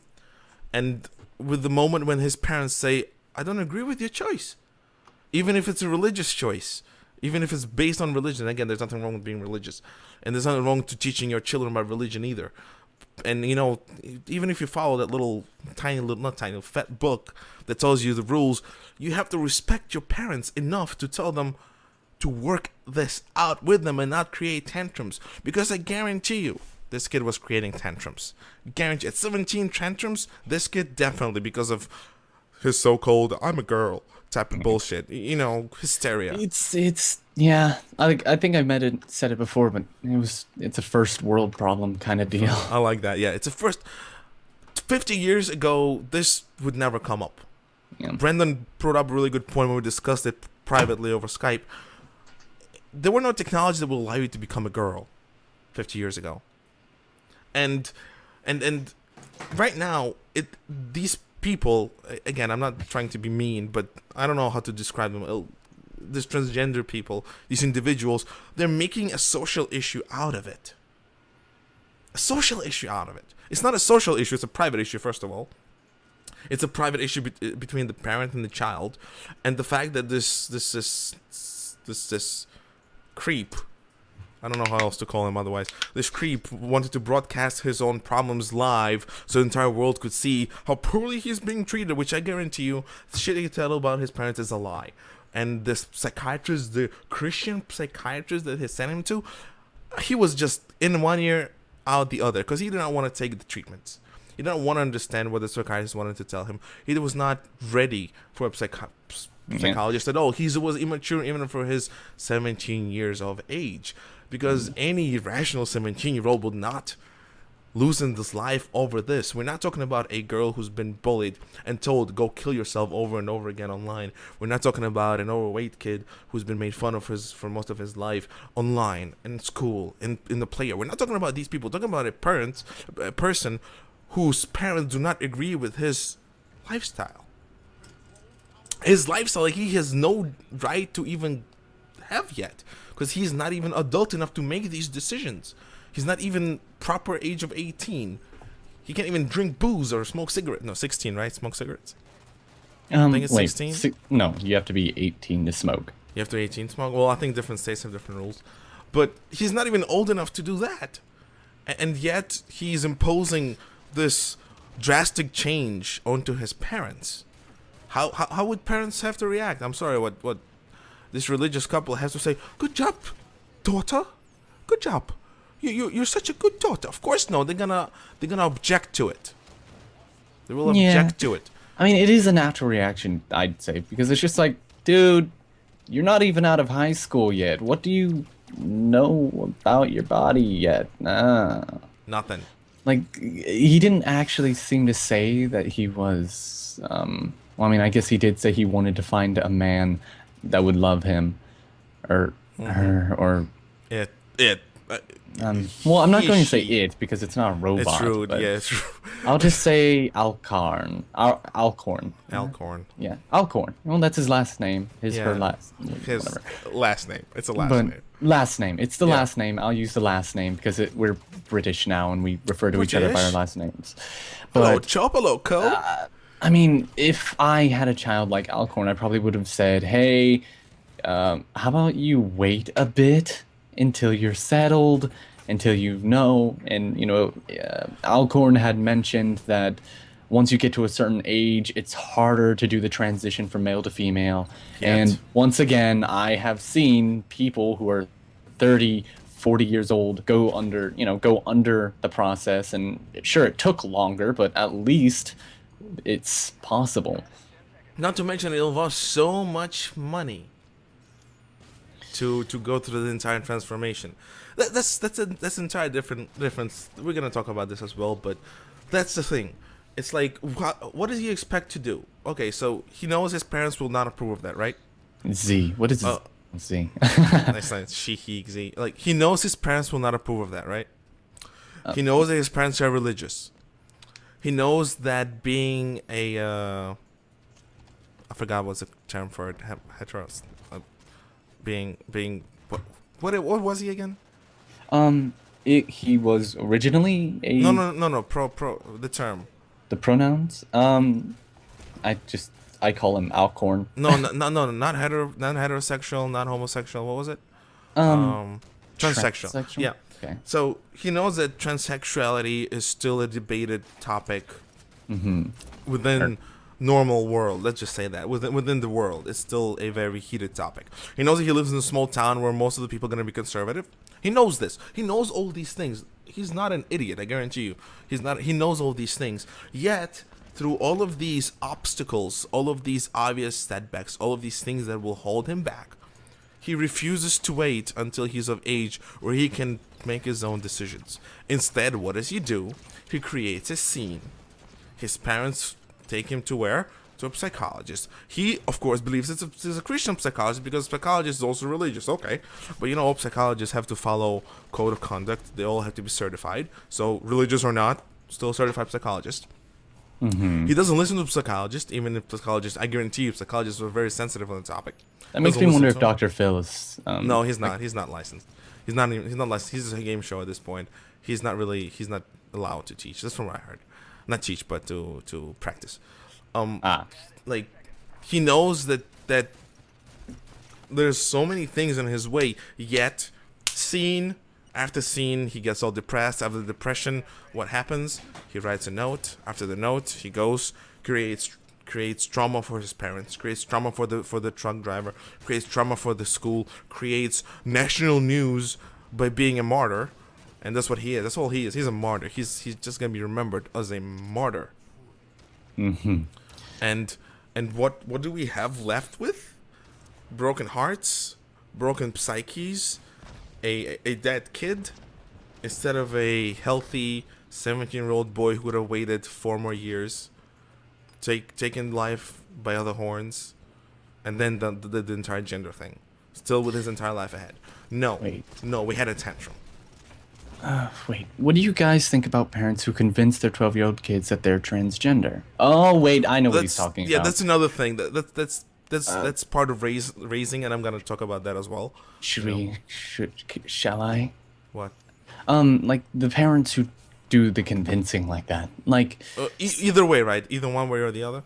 Yeah, like Yeah, okay, go for it. for instance, if a little boy wants to wear a dress because it looks, it looks frilly, it looks cute to him or something, Cute. over time, the parents trying to be, I think it's just a brand of being overly helpful to their children, trying to spoil their children and let them have everything they want. Eventually, it bleeds a bit. And the parents will eventually start trying to say, "Oh, maybe you were supposed to be a girl," and then they start brainwashing them into that until the kid actually develops into that role, etc., etc. And it's a bit viral. It grows from being a mama's boy to like straight up being a daughter, and Hmm. it's just mostly imposed by the parent in person because the parent thinks that's the way the kid is supposed to be, so they'll pay to make the kid that way, even if the kid really was that way. Hmm. And personally, I think it's the stupidest form of brainwashing that parents do to themselves and to their children.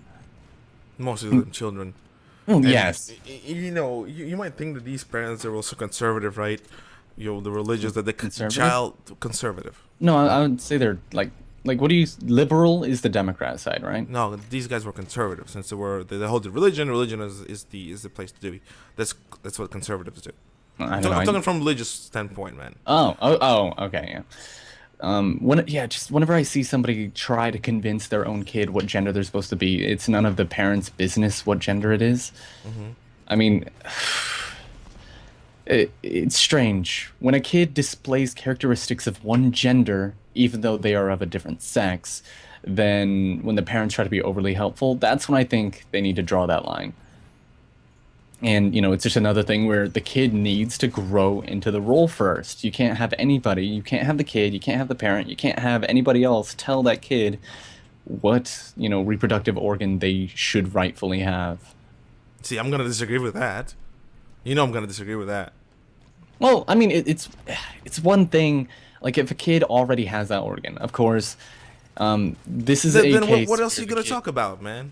What else are you Well, gonna talk about? Did they have the organ? That's it. That's what they are. yeah, but their parent doesn't believe that. Well, then the parent is an idiot. Yeah, but the parent still goes through with the operation and essentially hypnotizes their kid into it. Well, that's the thing. That's what I want to talk about. Is It's that like sheer social pressure and ugh. social pressure? Don't start me with social pressure. I'm gonna go ahead back to the issue at hand, which was the Alcorn lady person guy. Oh wow, that was nice. That was actually pretty cool. Alcorn. It's like you'd think that with such a conservative parents that he would actually come out to be more of a conservative person himself, religious, go to church, yada yada. I think where they really went wrong is when they bent that too much. I think they closed him off way too much. I think they did not give him enough room to spread his nuts, to spread his wing. Yeah, That's there so was mean. like no. I don't think he talked anything at all about romantic life. No, like you said that he had friends. Obviously, he has the Reddit, so he has access to the internet. He wasn't secluded like Cinder, not Cinderella. What's her name? What's her name? Rapunzel. He wasn't locked in the tower. Not being able to go out in the world and explore. He was going to school, right? I think he was pulled out of school at the last minute.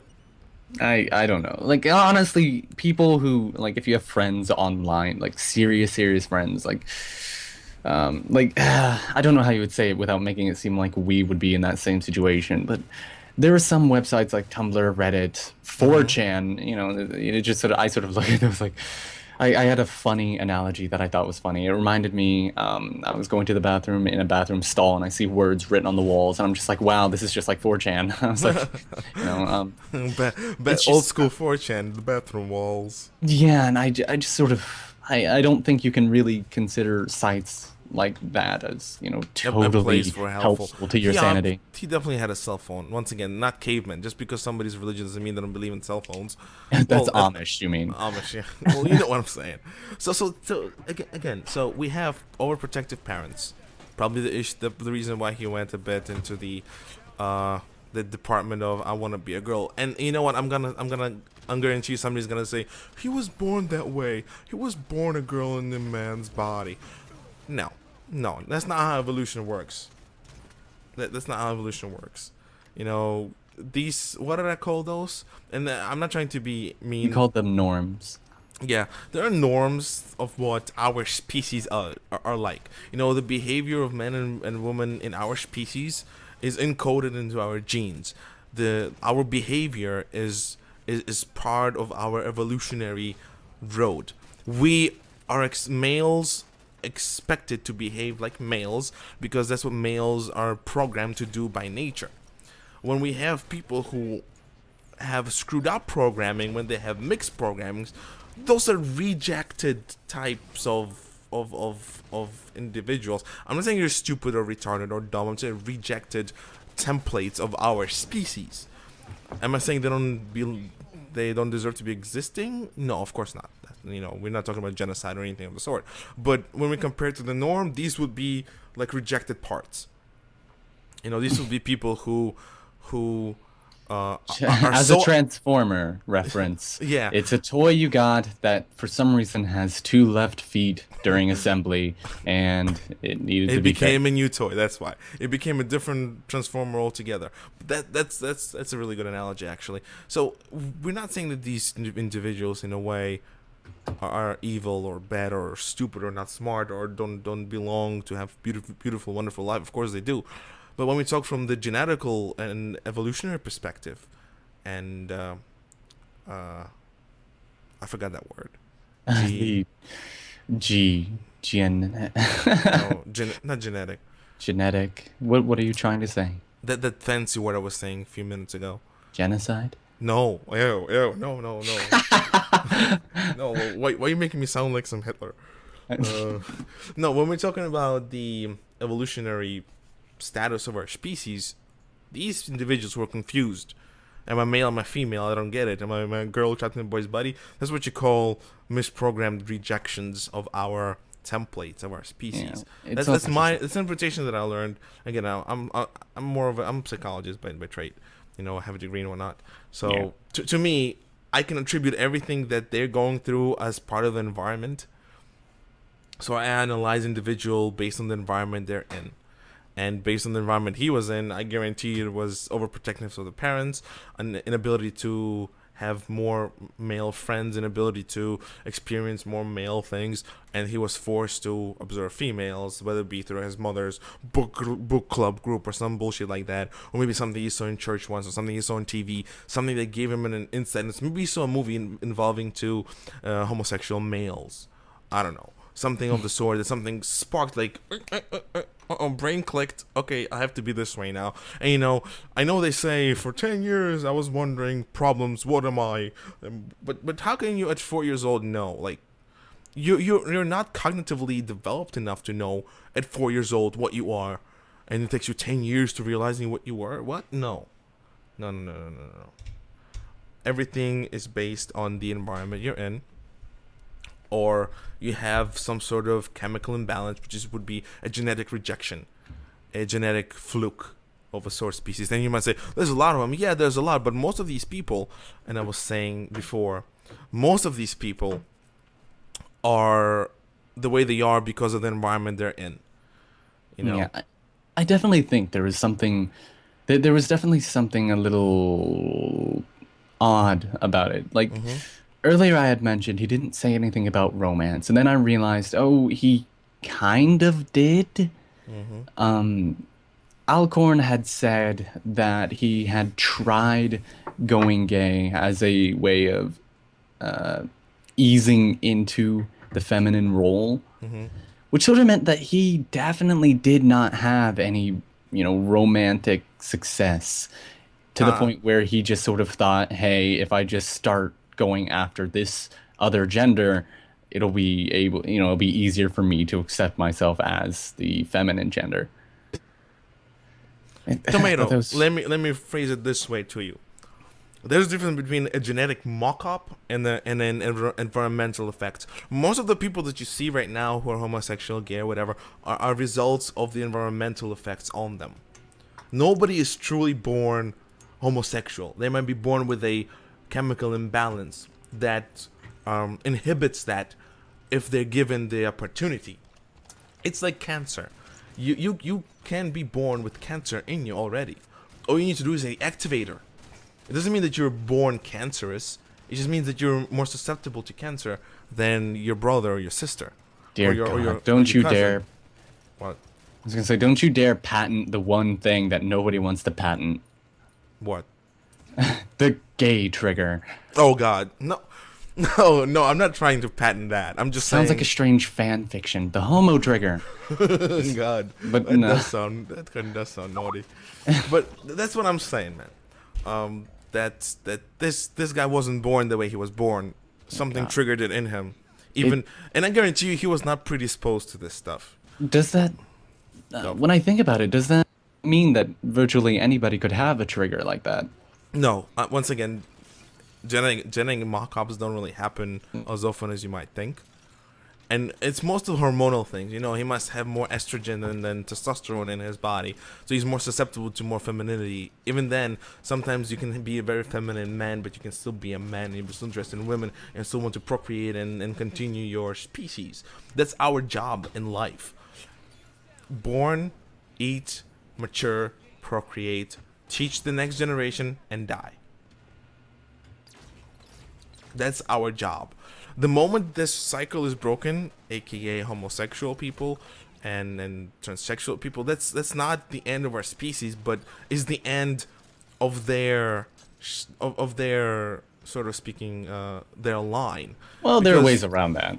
no, of course, impregnated woman, but you know what I'm saying, naturally. Again, right now we have technology that allows us to do that. 50 Well- years ago, we would not have this technology Wait, what do you mean?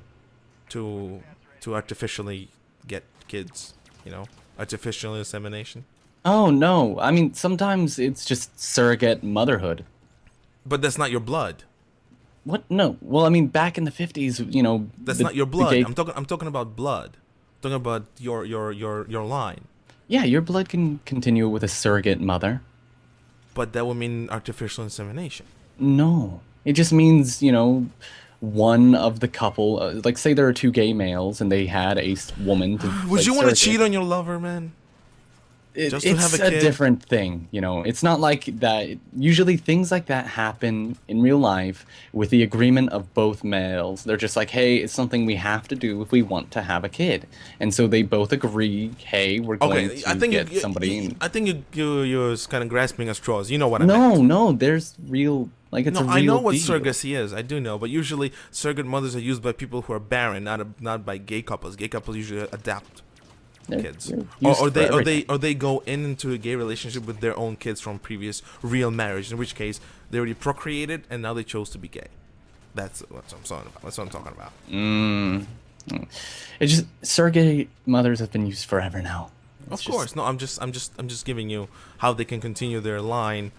But we're talking about 17-year-old boy Yeah. who's interested in other boys, who wants to Well, be transsexual. I right? think he was asexual or something. Well, like- if he wants to become a girl, so he was obviously interested in that life, and if he's Maybe he interested was- in that life, he wants to be a female, right? That's Maybe not- he that's- wanted to be a girl that was into other girls. So what are you saying? He just wanted tits 24/7. The thing is, sexual preference doesn't have anything to do with gender. I disagree with that. Again, Because- we're genetically predisposed to want the other gender. Yeah, but remember, gender is social. No, gender Sex is biological. biological. No, Sex gender, is biological. gender, Gender and is a sex social are not. construct. They're mutually exclusive.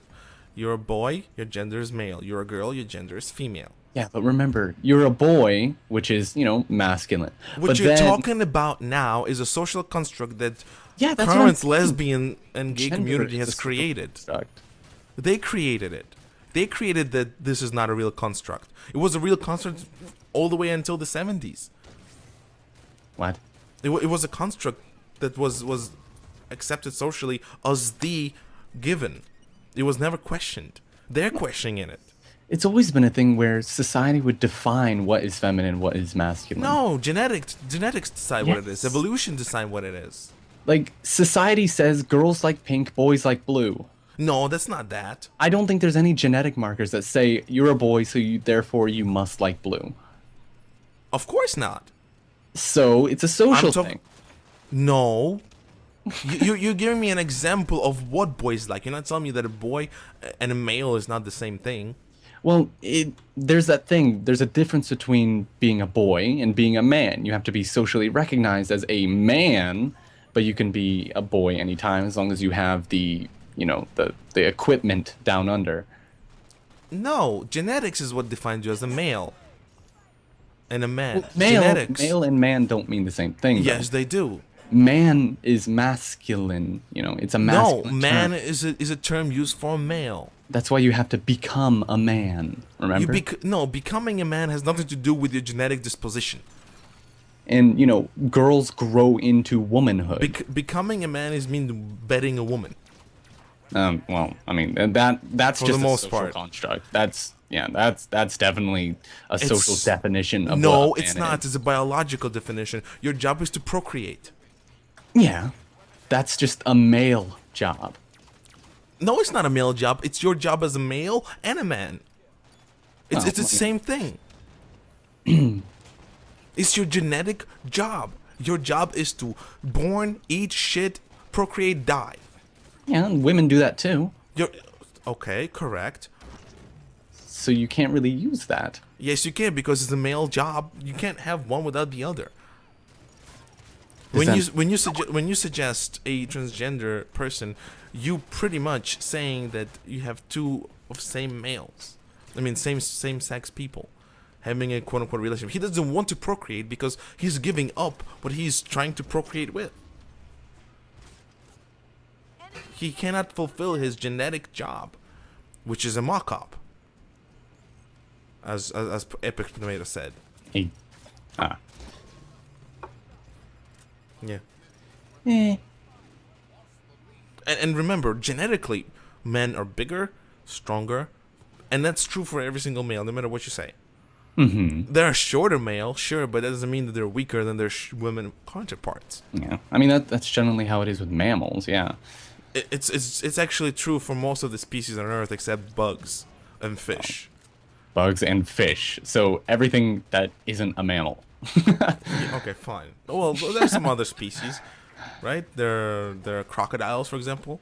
I think crocodiles males I are don't know. way bigger than females. Generally, females are larger because they have to carry lots of children. So generally, anything with eggs is bigger females, Listen, right? we I don't know. are species. We are species. Have defined roles. It's not the society that tells you what a man and a woman is. It's your genetic evolution. You are genetically evolved into a man and a woman at the age of a proper age. It doesn't come with society telling you you're a man, you're a woman. You become a woman when you hit that time, when you be able to bear children. You become a man when you are able to procreate yourself. That's what becoming a man and woman is. It's not something that society tells you when you become a man and woman. It's a biological thing. Isn't that just what you call sexual maturity? No, that's becoming a man and woman. That's what it is. Go grab some food then, right? That's what's ready. Ah, yes, food, So grab food. Go Alright. hurry up, grab some food. I shall num I'll num be num. here. No, don't num away. Num here. Huh? Go grab food and go come back here. Okay. Fast, fast, fast. Yeah. So yeah. Every species has genetic mock-ups, guys. Every species has those mock-ups, and is the gameplay over? No, there's still some left. Like every species has a male fly trying to mate with a male fly. Again, this is genetic mock-ups. We're not saying that this is it's something unacceptable, something bad. We're just saying this is not what genetically we're predisposed to be doing. So of course there are some elephants who go after male elephants.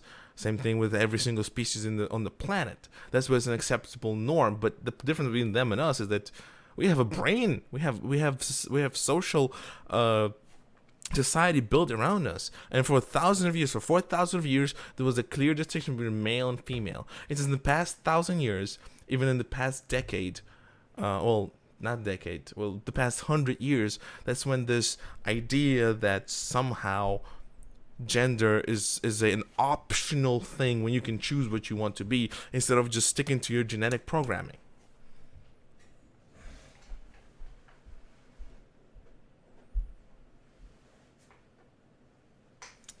I don't know about gender roles. I just know that genetically speaking, again, I'm a scientist first, and philosopher after. I'm looking at it from the biological standpoint. You're built as a woman. You're a woman already. You just have to reach that point where you become a mature woman. Same thing with males. There's no question about it. There's no question. Oh, maybe I should have been a girl. No, you're genetically predisposed to be this gender. You have to stick to being this gender. I hope he's coming back because I can't do it all myself. He's munching on something. So yeah, that's my view on this. But we're gonna come back to the issue with Leelah Alcorn, and I actually want to focus on how much heat the parents get, and they had death threats against them, against the parents of this poor kid who got killed. Wow. Yeah, welcome back. I just said a bunch of things over and over again, hoping people will get it. Okay, let's see. Yeah. You know, of course, there's some species on our planet where females, females are the dominant gender, but that doesn't mean that they're genetically predisposed to be males. They're still females genetically, right? Yeah. Or am I missing something here? Wait. Like, so what's up? Huh? Like, I think somebody, I think Ollie sort of implied that, hyenas, I think they have matriarchy instead of patriarchy. I think females are bigger. I don't know. Hyenas are weird. They all have like a pseudo penis at birth, and they like practice mating with each other. It's weird. Yeah. So that's sort of. Yes, you're right. You're absolutely right. I think. But does that make them what? What's the point there? What is the hook? They're still females, males. Yeah. Yeah. I mean, it's strange. I've taken those gender classes where they always say, there's male, female, masculine, feminine. Masculinity and femininity is a social construct. I will agree with you there. 100%. I will agree with you there. That's a social construct. But is it that far away from genetic constructs? Being masculine generally is what males would do anyway. Yeah, same thing. I can agree with that. Same thing would be with the what you call it? With feminine and a woman. There's just so little difference. Yeah. I mean, I guess. I mean, what you would see as a gender, I guess, would come from what people generally have done throughout the entirety of human civilization. Yeah, so let's go back to Alcorn and the parents. And I read the article. Apparently parents were getting death threats. I actually read some comments on the YouTubes and whatnot. People condemning the parents, calling a he a she. I understand in terms of like lesbian and gay community where they would actually support that and push that more and more and more. But is it really fair towards the rest of us? Towards us who are not part of this gay community to call him a her? If I see a young 17-year-old boy in front of me, I cannot call him a her. I'm going to call him by his given name, by his birth name. Like, to me, that's his name. Why am I supposed to be chastised by that? I think that's what I took away from the amazing atheist little rant on the topic, because the way it felt like he was attacking everybody who considered him a him instead of him a her. So where does it stop being, hey, let's respect his wishes because I agree with what he's doing, and where you begin to chastise and insult people who say, but I think he's a male because he was born a boy, so I'm gonna call him a him. I'm gonna call him Josh, or Josh or Joshua. What? Wait. Well, let me just say, Ollie, he's not my friend. He's not my buddy. He's not my acquaintance. To me, he's a kid who committed suicide, and to me, it's a he. Yeah. What respect is there going on to a person who committed suicide, who took his own life because he couldn't take care of his own shit? What respect? It's not my friend who died in a car accident. It's some kid who created a tantrum because he wanted to be a girl. Unreasonably. Yeah. For me, I look at it as it's another social thing. Somebody represents themselves online as, I mean, look at Tomato here. Like his name's not really Tomato. You know, Correct. there's no way nobody's going to name their child, "Oh, it's Tomato." Well, that's arguable. We can argue Like that. no normal parent would name him Tomato, but he wants to be called Tomato. So why would you just purposely go out of your way to call him his real name when he just wants to be called Tomato? Yeah, true. But Tomato, here's the thing: what you just said. They are pushing it on me. They're telling me I'm wrong for calling him Joshua. They're telling me that I have to call him Leelah. Like, they are pushing it on me. I'm already interested. I'm already invested in this case. You know, I read about it. I have an opinion on it. I have the right, just like they do, to express my opinion on the matter. But I'm being crucified for my opinion while they don't. Why is it every single media source has call him a she, but when I say, oh, he's a he, they don't get killed for it, but I do. I'm talking metaphorically, of course. I haven't really been in trouble over this. So, Brendan, want to add to that? No, I mean, say it again. Most of the media calls her a she. Oh, I yeah. call her a he. I get chastised. They don't. Well, once again, this is a world that's catering to a lot of things out of, politeness and not wanting to get their ass burned by saying it's a he when it obviously wants to be called a she. And it's just sort of, society generally agrees that you should try to do what other people would like to a point. Well, here's the thing, Ali.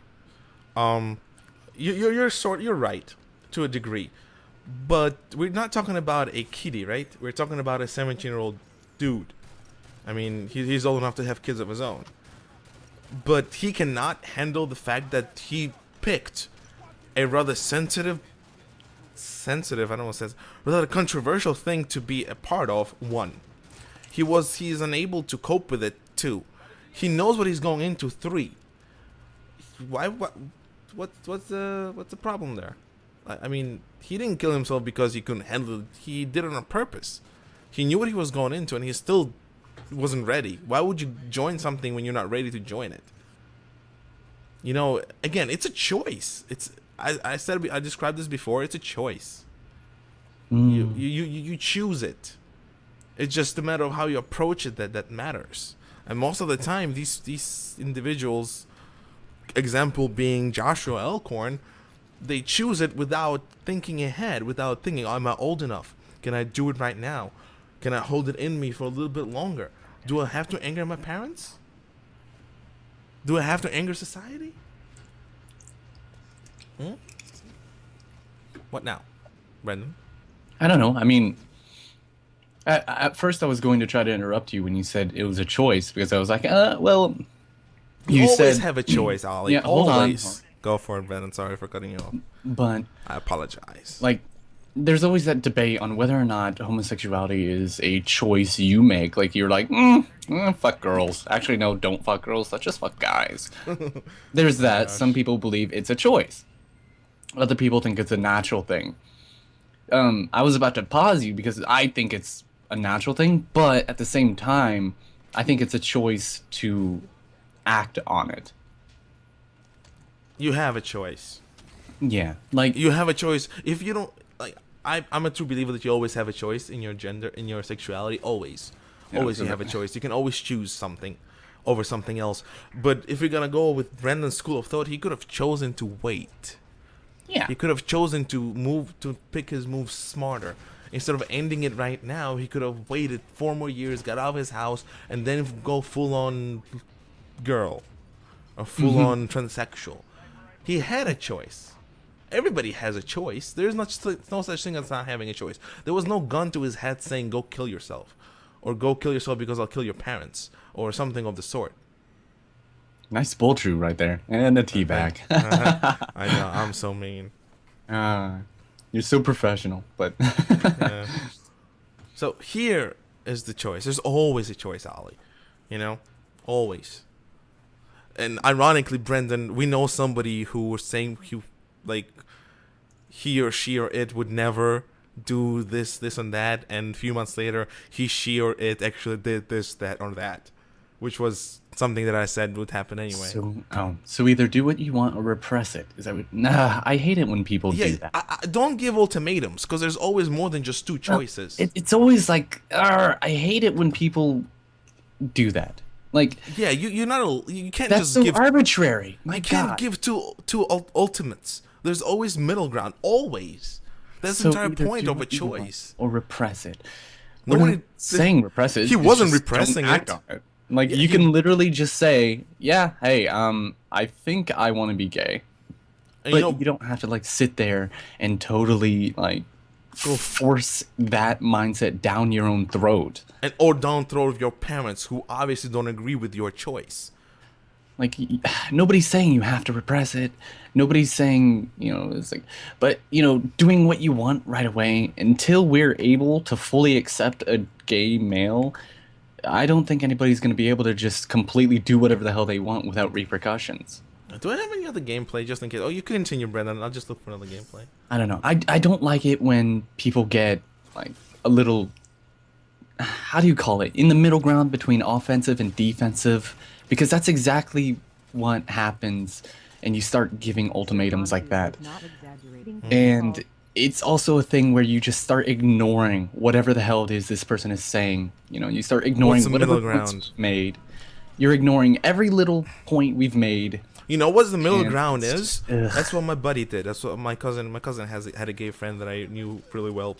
Like, You know- here's the way it is. No, wait, let me give the example. Then you can do yours. All right? I've hardly talked this entire time. Fucking hell. Okay, but before I forget what I wanted to say. Fine, say it. Okay, so my cousin, he had a friend. He was gay. His parents didn't approve of that. What he did was, at 18, he took his bags, he moved out, he gave his parents his phone number and his address. And guess what? He was coming there, visiting them all the time, still had a family, and he still was able to be gay in his own apartment with his boyfriend, which he lived there for a while. That's the middle ground. That's where you decide, I'm ready for this. I'm gonna do this. I'm gonna move out. I'm gonna be what I want to be without my parents judging me. He was not ready for it. He was not ready for it. At 17, you're not ready for it. Especially American 17-year-olds. They're just not ready for it at all. He decided something that he was not ready to decide. He was immature. He was extremely immature. He was a uneducated. He did not finish high school. He had no education of any sort that would help him in his life. He was not ready for any operations, and he was not mentally stable to make that decision. But he decided to do it anyway, and that cost him his life, grief for his parents, and a grief for the truck driver. And us spending time on talking about it, which is pretty fine. I like the show. Continue, Yeah. Brendan. Well, I'm literally just complaining about the ultimatum and like the defensiveness Ollie is putting out. It's just, I don't think it's necessary. Like, it's okay. Like, We you don't understand have that you agree with the decisions that Leelah made. It's just but sort of. That doesn't make it any smarter or any better or any cooler. It doesn't make him, her, it a martyr. It Yeah, makes it's like- him, her, it a stupid individual. To make an analogy to for it. say I like analogies. video games again. Yeah, go All for it. right. It's like, say there's a game you're playing where you have multiple classes that you can choose from. Like, you could choose to be an archer or you could be a warrior, okay? Now, it's like, hey, you're not leveled up enough to really know where you want to put your stats in. And so you don't know if you really want to be an archer or a warrior yet. And if you just jump the gun and end up, coming in with a half-baked plan on where you're going to allocate all those points, you're going to end up having a bad character, and that character's not going to be able to play right. It's just... Brendan, not don't saying- forget, you only have enough money for 2 subscriptions of the month, or only 2-month subscriptions. You only have 2 hours to play this game, and to that matter, you have no one to play it with. Yes, it's just, you don't have to, like, repress it. Nothing as dramatic as that. It's just horrible to make it seem like we are being Nazis about it. That's not fair to us, so don't do it. What I'm you. saying is that, you don't have to completely choke it down like it's some hard bit of medicine. No, just don't blow yourself out of proportion and make a fool of yourself and, cause drama where it doesn't need to exist. And then you make yourself a martyr. Now you're gonna inspire more uneducated, what you got, underaged, poorly informed, poorly raised kids to become these said confused children, which will cause more problems for our quote unquote society, where we're gonna have more suicides because, oh hey, that guy did it, or that girl did it. I'm a girl too, and I have the same problems. I should do it. Yeah. Okay, The- but that's my rant time over. Ladies and gentlemen, that was the only time I got angry at somebody. oh, why you rant? I thought I was a rant. No, I just ranted at Ollie because I did not like what she said. That was not fair to anybody. Well, we can't really blame her. You know, it was an honest question. Truth be told, it was an honest set of questions. Let's not chastise. Let's not do what we don't want to be done to us. Let's not chastise Ali because she's right. She has absolutely full right to say those things. Because you know, if I was on her shoes, I probably would do the same thing. I would defend something that I believed in, or something I agreed with, or whatever. I mean, if Yeah. somebody, you know, if somebody were questioning male masculinity, I would defend that. You know, with my claws and teeth. You know, I mean, Yeah, again, but I I have a very bad, like I just don't really care too much for ultimatums because, you see them all the time in, questions of morale. you know what this reminds me of? I'm sorry, Brennan. I just yeah, go ahead, continue. I'll tell you later. But I mean, it's always just like with, religion, say, it's like, oh, so you believe everybody should be in church having a good time with family, or should everybody go to fucking hell and never be able to fit in with society? I hate it when people do ultimatums. You know what this reminds me of? This was this Asian girl on YouTube who also, I forgot her name. I really did forgot her name, but this girl on YouTube also sort of projected her suicide. I think she did a video on Okay. YouTube about her being abused. I think it's about boys who exposed her online, right? Oh, you're talking about the one who drank bleach. Yeah, yeah, was it her? Yeah. So talking the girl who, like, like as much as I hate saying, like, she had legitimate concerns and legitimate reasons for suicide. You know, this girl had so much more problems than this boy. You know, this girl been after one bullshit to another bullshit to another bullshit without any help, without any therapy that would help her, and she committed suicide. And then, believe it or not, people were applauding that too. It's like people are too afraid to say that suicide is shit on sticks, and they're much rather to support these suicide people instead of supporting their family. Yeah. Why are people? Listen, even Robin Williams was not made a what you call it, a martyr. Like, he was not made a martyr, and that Oh, was Amanda like, Todd. Yeah, that's what it was called. Amanda Todd. Thank you so much. Yeah, that's her name. So even Robin Williams was not made a martyr, but these kids are. Why? Is it their age? Is it their quote unquote teen issues? Brennan was 17 once. I was 17 once. I never had those issues. Why don't I have the issues, but these kids do? Is it because they were raised wrong, or is it because they just make stupid decisions? What's the Yeah. problem? Okay, so everything she said was a little half-baked. Okay, Yeah, I know. I'll accept that. I'll accept that. Didn't I say that's Yeah. so? Yeah. All right. Are we gonna go back to the debate, or you wanna sort of start agreeing now? Well, hell, let's see if there's anything left for me to argue against, Well- quote unquote argue. Tomato, again, this sort of purified show, and I agree. Lambda is kind of right. You know, she was kind of dumb bimbo. I mean, who's so careless with her own body, or with people she dates? Like, he's Well. kind of right. Like, I don't want to agree with it, but he's kind of right. I'm slightly agreeing with him here. Like, she Yeah, was no, I stupid.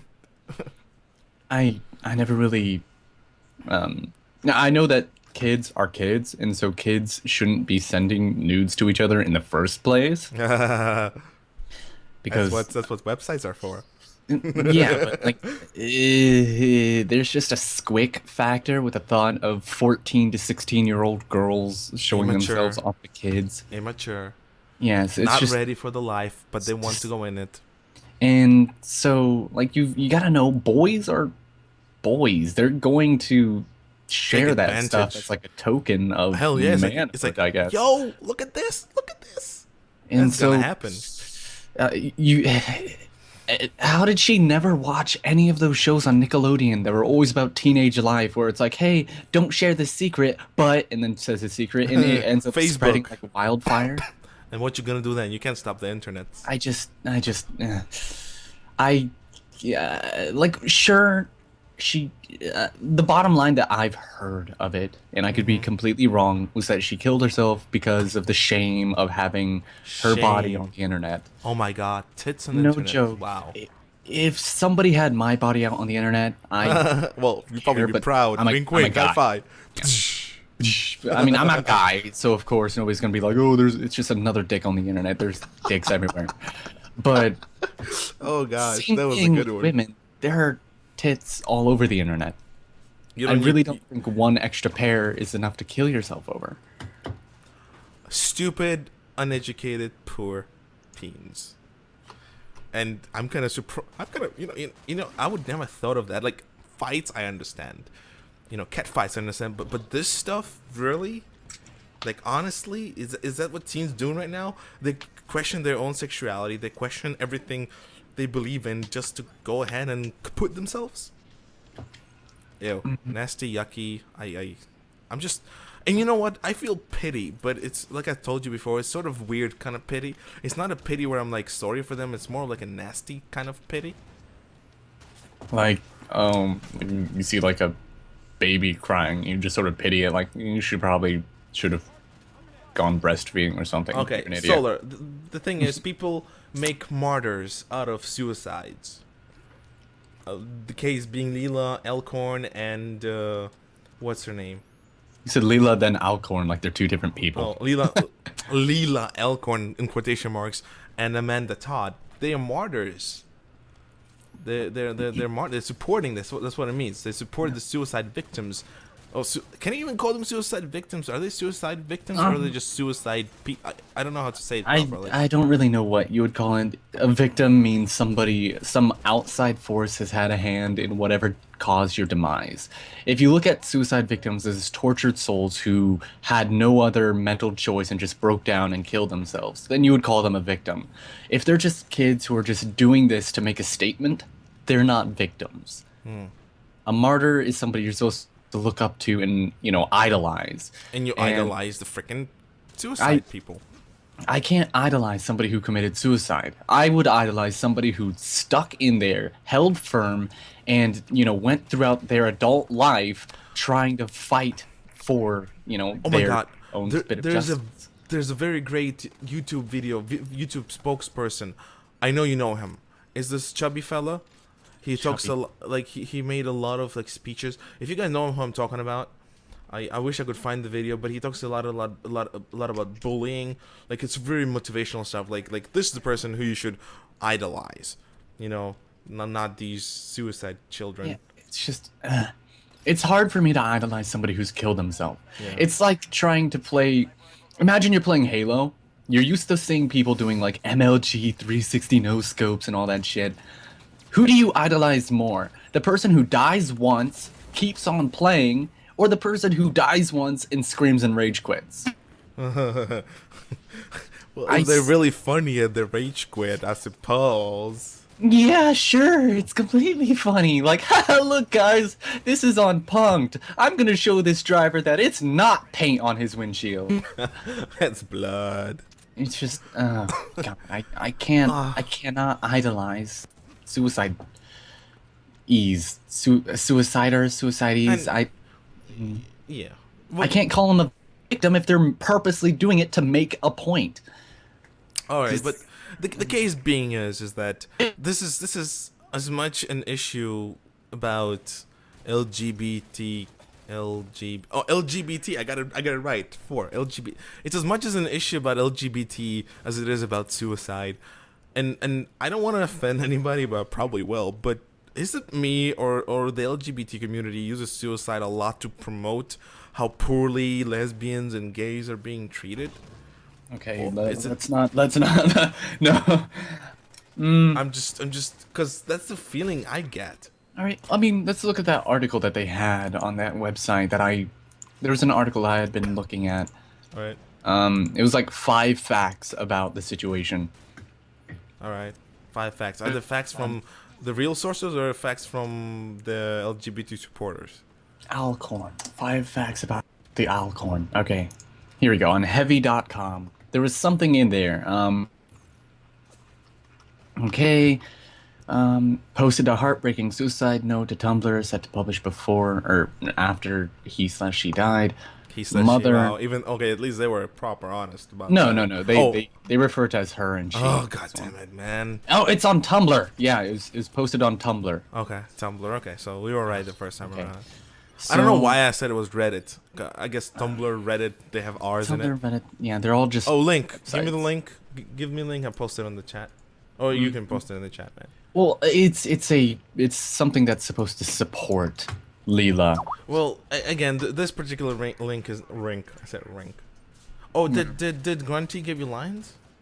He's waiting till after the stream. Oh, cool. He's awesome. I love Grunty. Copy a link location. Here's the link, guys. Once again, oh. Connect can't contain links. Oh shit. Please put the link in your video description. Okay, I'll put the link in the video description, guys. The link is going to be in the video description if you're interested to check out the link.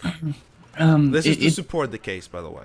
Yeah, and this is the source that I had where it, made me think, that he was just doing boyish things to try to fit in and stuff like I that. also would like to note that this kid, first of all, he does not look athletic. He does not look like he has muscles on his body. No. He looks extremely feminine from the beginning. I really think he did not have any manly activities when he was growing up. I really think that he was deprived of the anger that the boys have because of his religious parents who subdued his anger or subdued his emotions for most of his young life. That's what I think. Here we go. The thing I was talking about in terms of, transgendered people and suicide, sexual minority, as quoted by Arnold H. Grossman, PhD, sexual minority Well, you don't have status to read it. They can read it. is a key risk factor for suicide. So, okay, here we go. Where is the thing? Nearly half of the sample reported having seriously thought about taking their lives, and 1/4 reported suicide attempts. This is of 55 kids. So, half of the 55 kids were like, maybe we'll kill ourselves. Oh, before you continue, I was just about to say, everybody in their life can be divided into groups. People who think about suicide and people who consider suicide. Now, the difference between the two is, for example, I can think, if I kill myself, what the hell would happen to the world? I bet my brother's gonna get all my computer stuff. God damn it! No, I'm not gonna kill myself. And again, it's sort of joking, You think, what if I'm gonna kill myself? And then there are people who consider suicide, and the people who consider suicide, these are the people who have to go to a psychologist, psychiatrist, who need to get treatment. And what a lot of people fail to see that the stress with becoming or choosing to be lesbian, gay, or transsexual has so much of this stress in their life, then when they consider suicide, even just what if, they don't really think what if I die? They actually considering the suicide. So the fault is not necessarily with the system. The fault is with these individuals not reaching out for help when they notice the signs. And you notice the signs when you think about suicide. You notice it. I studied it. I don't know how else to describe it. Go ahead. There's something minor, and this is one of those things that will definitely make me look evil, but... Oh my god, evil. Evil Brendan, no way. Why are you not surprised? I don't know. I forget that you're evil sometimes. Well, the thing is, I don't really understand the concept of attempted suicide. Well, it's I want to jump off the bridge, but the cop saved me. So somebody stops you before you do it? Correct. Okay, I mean, I never really understood, once you, how do you attempt suicide, but, never actually finish? Okay, you open the oven, you stick your head in, but you don't close it. And you let the gas out, and then you decide, I changed my mind. Attempted suicide. You attempted to kill yourself, but you backed out. Or standing on the edge of the bridge, and thinking, I'm gonna jump, and then you just back away naturally. So you attempted to suicide yourself, but you did not. Attempted suicide. Or you cut your wrists, right? And you put them in ice cold water and you wait like for a minute and then you call 911. I cut my wrists, please come help me. That's attempted suicide. Okay. Okay. I mean, Or you pull a gun in your mouth and then you squeeze the trigger, but it misfires. And you decide, I don't want to kill myself anymore. Attempted suicide. Wow, there's so many ways. oh God, that's a horrible prank, you know? I know. It is. Have you ever heard of the phrase gaslighting? No. It's what happens when you make subtle changes to somebody's environment over a course of time, and you have to, plausibly deny everything that happens, and it gets to the point where they think that the world is shifting around them on its own, and they start going insane. Mm-hmm. Where was I going with that? I have no idea. Wait, what did you say exactly before what I said? I was giving you examples of attempted suicide. Okay. Balls. It just sort of seems like if ever I get gaslighted or something and I really want to just end it, it'd be the stuff I do would probably be stuff that you can't really like take back, like if you like take a bunch of pills, you can at least vomit it up if you have enough time. You can try to vomit it up. Yeah, well, it happens. I've seen somebody do it. Ew. Vomit. It's yeah. And it I have is a a very suspicion of who too. Stepfather. Yeah, But, that's actually what I thought too, man. Oh wow, Yeah. I actually good at guessing stuff. And so whenever I hear the phrase attempted suicide, it's just like, what were you doing that you could fail to kill yourself in? It's just, humans are kind of fragile, it doesn't take much to kill people. I always think falling down and halfway down when you fall, like I changed my mind, flapping your arms. God, You just magically survive. Oh wow. I'm evil. All right, I think we begin to ramble now. Just slightly rambling. Come on, you wanted to finish that thought? Finish that thought.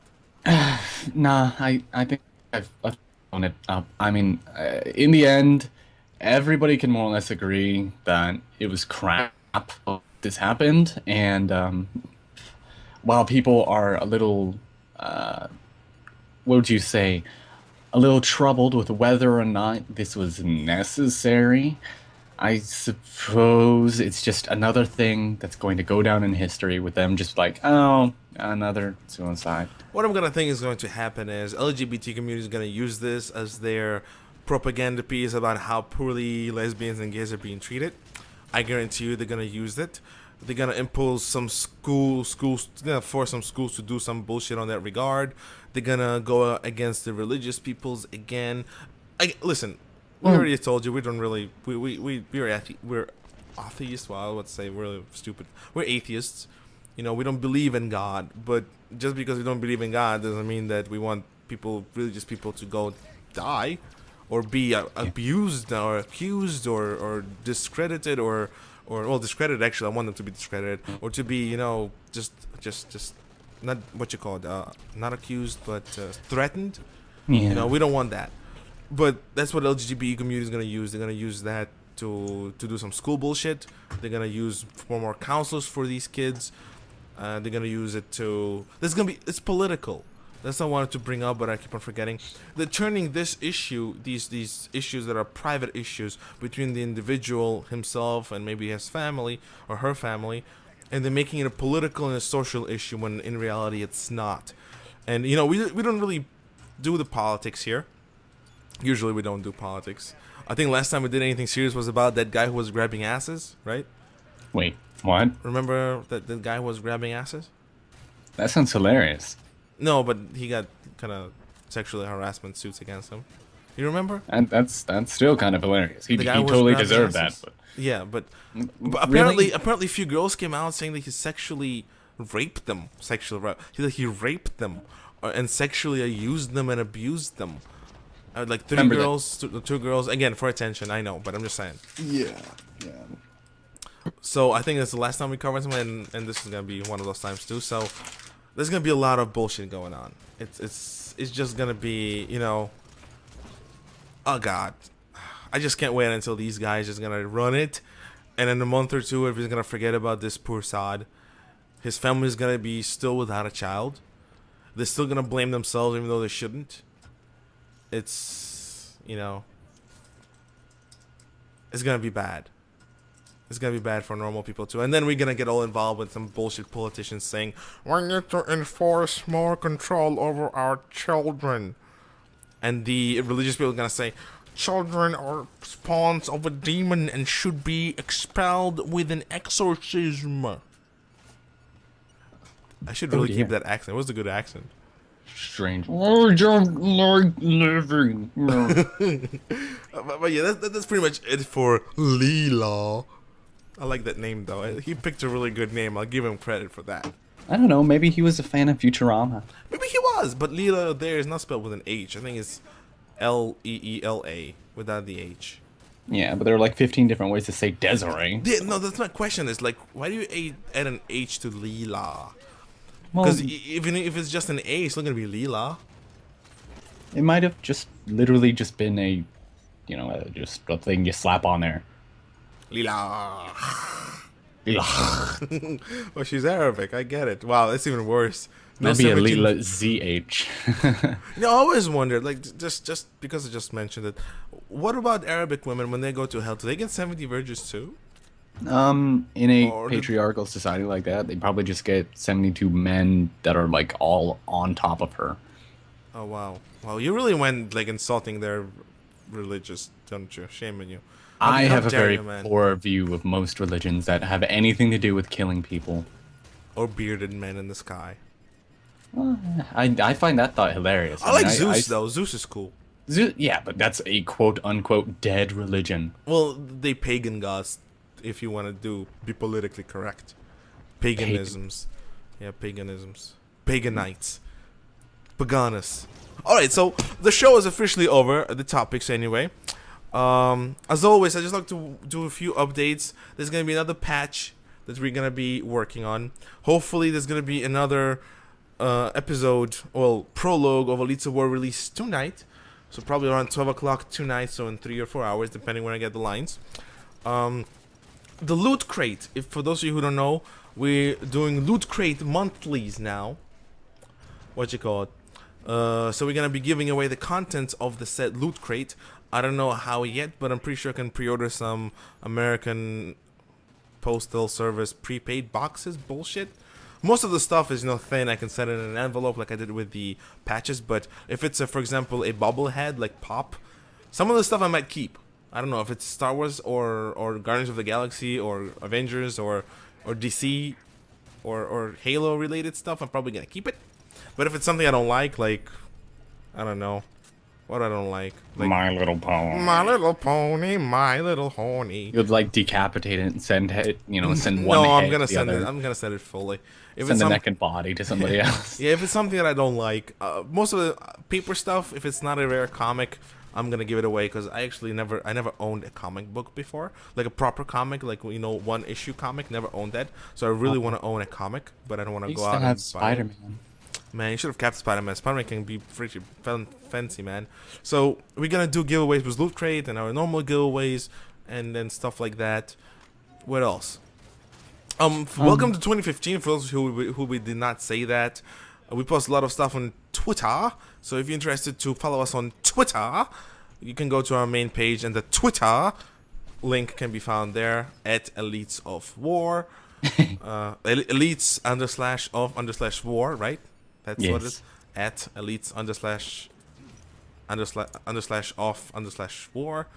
So that's what's gonna be happening. Yes. I wish I had something more to say. I just feel like we kind of really broke off this topic, and I think we forgot a lot of things we wanted to say. We had this entire spiel about evolution and how evolution works. You already covered that though when you started No. talking about how gender is. But I thought we could do more defined by- detailed. Yeah, but you know what? Debate aside, first of all, Brennan and I agreed on this from the beginning. We just wanted to entertain you guys by debate. But Brennan's really good at devil's advocate. No, truth be told, death of a young 17-year-old boy, girl, whatever he defines it as, is sad. It is. But I just want you to know, guys, me personally, I don't feel sorry for him. I don't. I'm sorry. I know it sounds really mean and really evil and really condescending, but I think I'm better than him because I lived so much. I lived more than half of his life, longer than him, and I had some deep issues, deep troubles of my own, both family and personal. We all have these issues, all. But I think that the true human, Homo sapiens, the true humans, the true progeny of our ancestors, we always pull through. So maybe he would have children, maybe he wouldn't, but unfortunately his line is over. The world is not better for it, but I don't think the world lost a very important part of it. And as sad as it sounds, I think it's true. Do you think he could have? I don't. Do you think his martyrdom will do anything? I think, just like I said, it's gonna be a month or two of political, social bullshit. Yes, Josh. I'm not condescending, but I'm better than him. I am better than him. I'm still alive. I'm breathing, right? I'm talking to you right now. So Yeah. I am better than him at surviving. On that five things you that speaking of like the political fallout, Yeah. the thing is in the press release, apparently, let's see, the newly formed non-profit Transgender Human Rights Institute Oh is my God, seizing I the read opportunity that. to call for a national ban on conversion therapy, Are you which is a fucking kidding? religious thing. Okay, let me tell you this. I'm against that as well because I think everybody has a choice to turn their dick into a vagina or turn their vagina into a penis. I think everybody has a choice at this point. I think it's right to give them that decision. So I don't really agree with that bullshit. But truth be told, I'm always for if you were born with a Twinkie, keep the Twinkie. Use the Twinkie. Just make out with a boy, but use the Twinkie. And if you're born with the cushion for pushing, and for the buns that house a sausage, you can always use a strap-on. That's my logic. I just I'm a man for usage. I don't know. I mean, it sort of seems like it makes sense that it's more Yeah. Okay. more normal for a guy to become a woman because it's like just going Easy. back. Yeah, that's like I was a girl once in my mother's womb for the first few months for a month, and then I became a boy. But that being said, guys, thank you for joining us for our first MLB show of 2015. 2015. Yeah, 2015, I said it right. Damn it. that was fast. 2015. 2015! I hope you sort of enjoyed our trip down the memory lane, and I hope you enjoyed our little debate. Once again, we picked this because it was something that just popped into my head. I'm like, Brendan, we have to do something serious besides our fun stuff.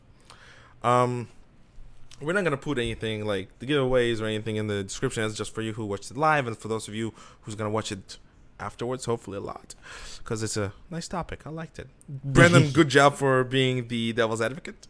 Danke, danke, danke. You did a really wonderful job. Thank you, the viewers, for coming from your troll caves and from your houses and from your delicious places. Our fans are officially called trolls now, or I was pondering on calling them Tiggies.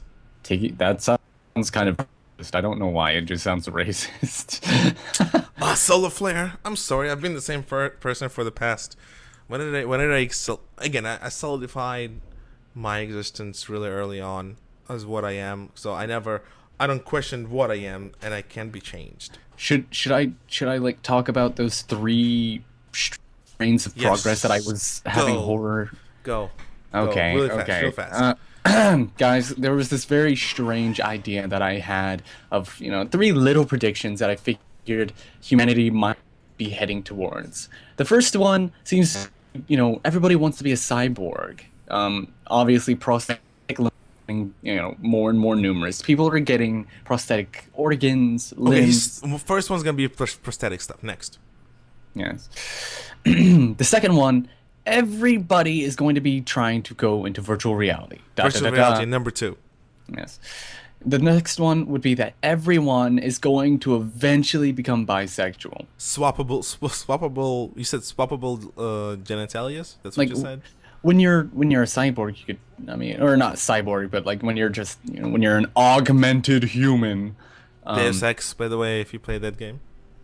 Is that what they're called in there? Yeah, it's called Deus Ex. Yes, Okay. augments. But I mean, when you become an augmented human, so long as you have an isolated womb that can expand to, Solar. I do know. That's the funny part. Next. yeah. But like when you have a womb that can expand like that in a body, then I mean, yeah, you could He's saying- technically just swap. So Being he's saying computer cyborgs, bits. virtual reality, and augments. All No, scary. bisexuals, cyborgs, and virtual reality. So my biggest fear is augmented cyborg hermaphrodite. That's my So biggest fear. hermaphroditic cyborgs constantly raving about Facebook. Oh my, that's not too far from normality, man. Yeah. I mean, obviously, it wouldn't work too quickly. I mean, it's just at some point, if our environment gets super bad, they're going to try to find artificial lungs that can handle it. You know, You know, if you know- people's Well, Lambda, I think you're partially right, but I think it's gonna be the mix of two. It has to be the mix of two because without the technological, you cannot manipulate something without technology present inside the body for most of the part. I think it's gonna start off as the cybernetics, which augment you, and then it's gonna go into the manipulation of the genes because we're still far away from the gene manipulation stuff. Yes, we can clone, and yes, we can create different fruits from different genetic structures of different plants, but human, it's a bit too far away. But anyway, I think we had enough. It was a 3-hour show, man. I'm exhausted. it is a pretty good one though. Yeah, it was a good one. Good thing I actually picked the topic, man. It was a good topic. So once again, thank you so much for joining. I appreciate it. It was really fun watching it. Thank you for going down the memory lane and joining us for this debate. Thank you. Right? That's it. Yeah. This was Mikey, And it is Brandy. and you were watching MNB Show. Peace out.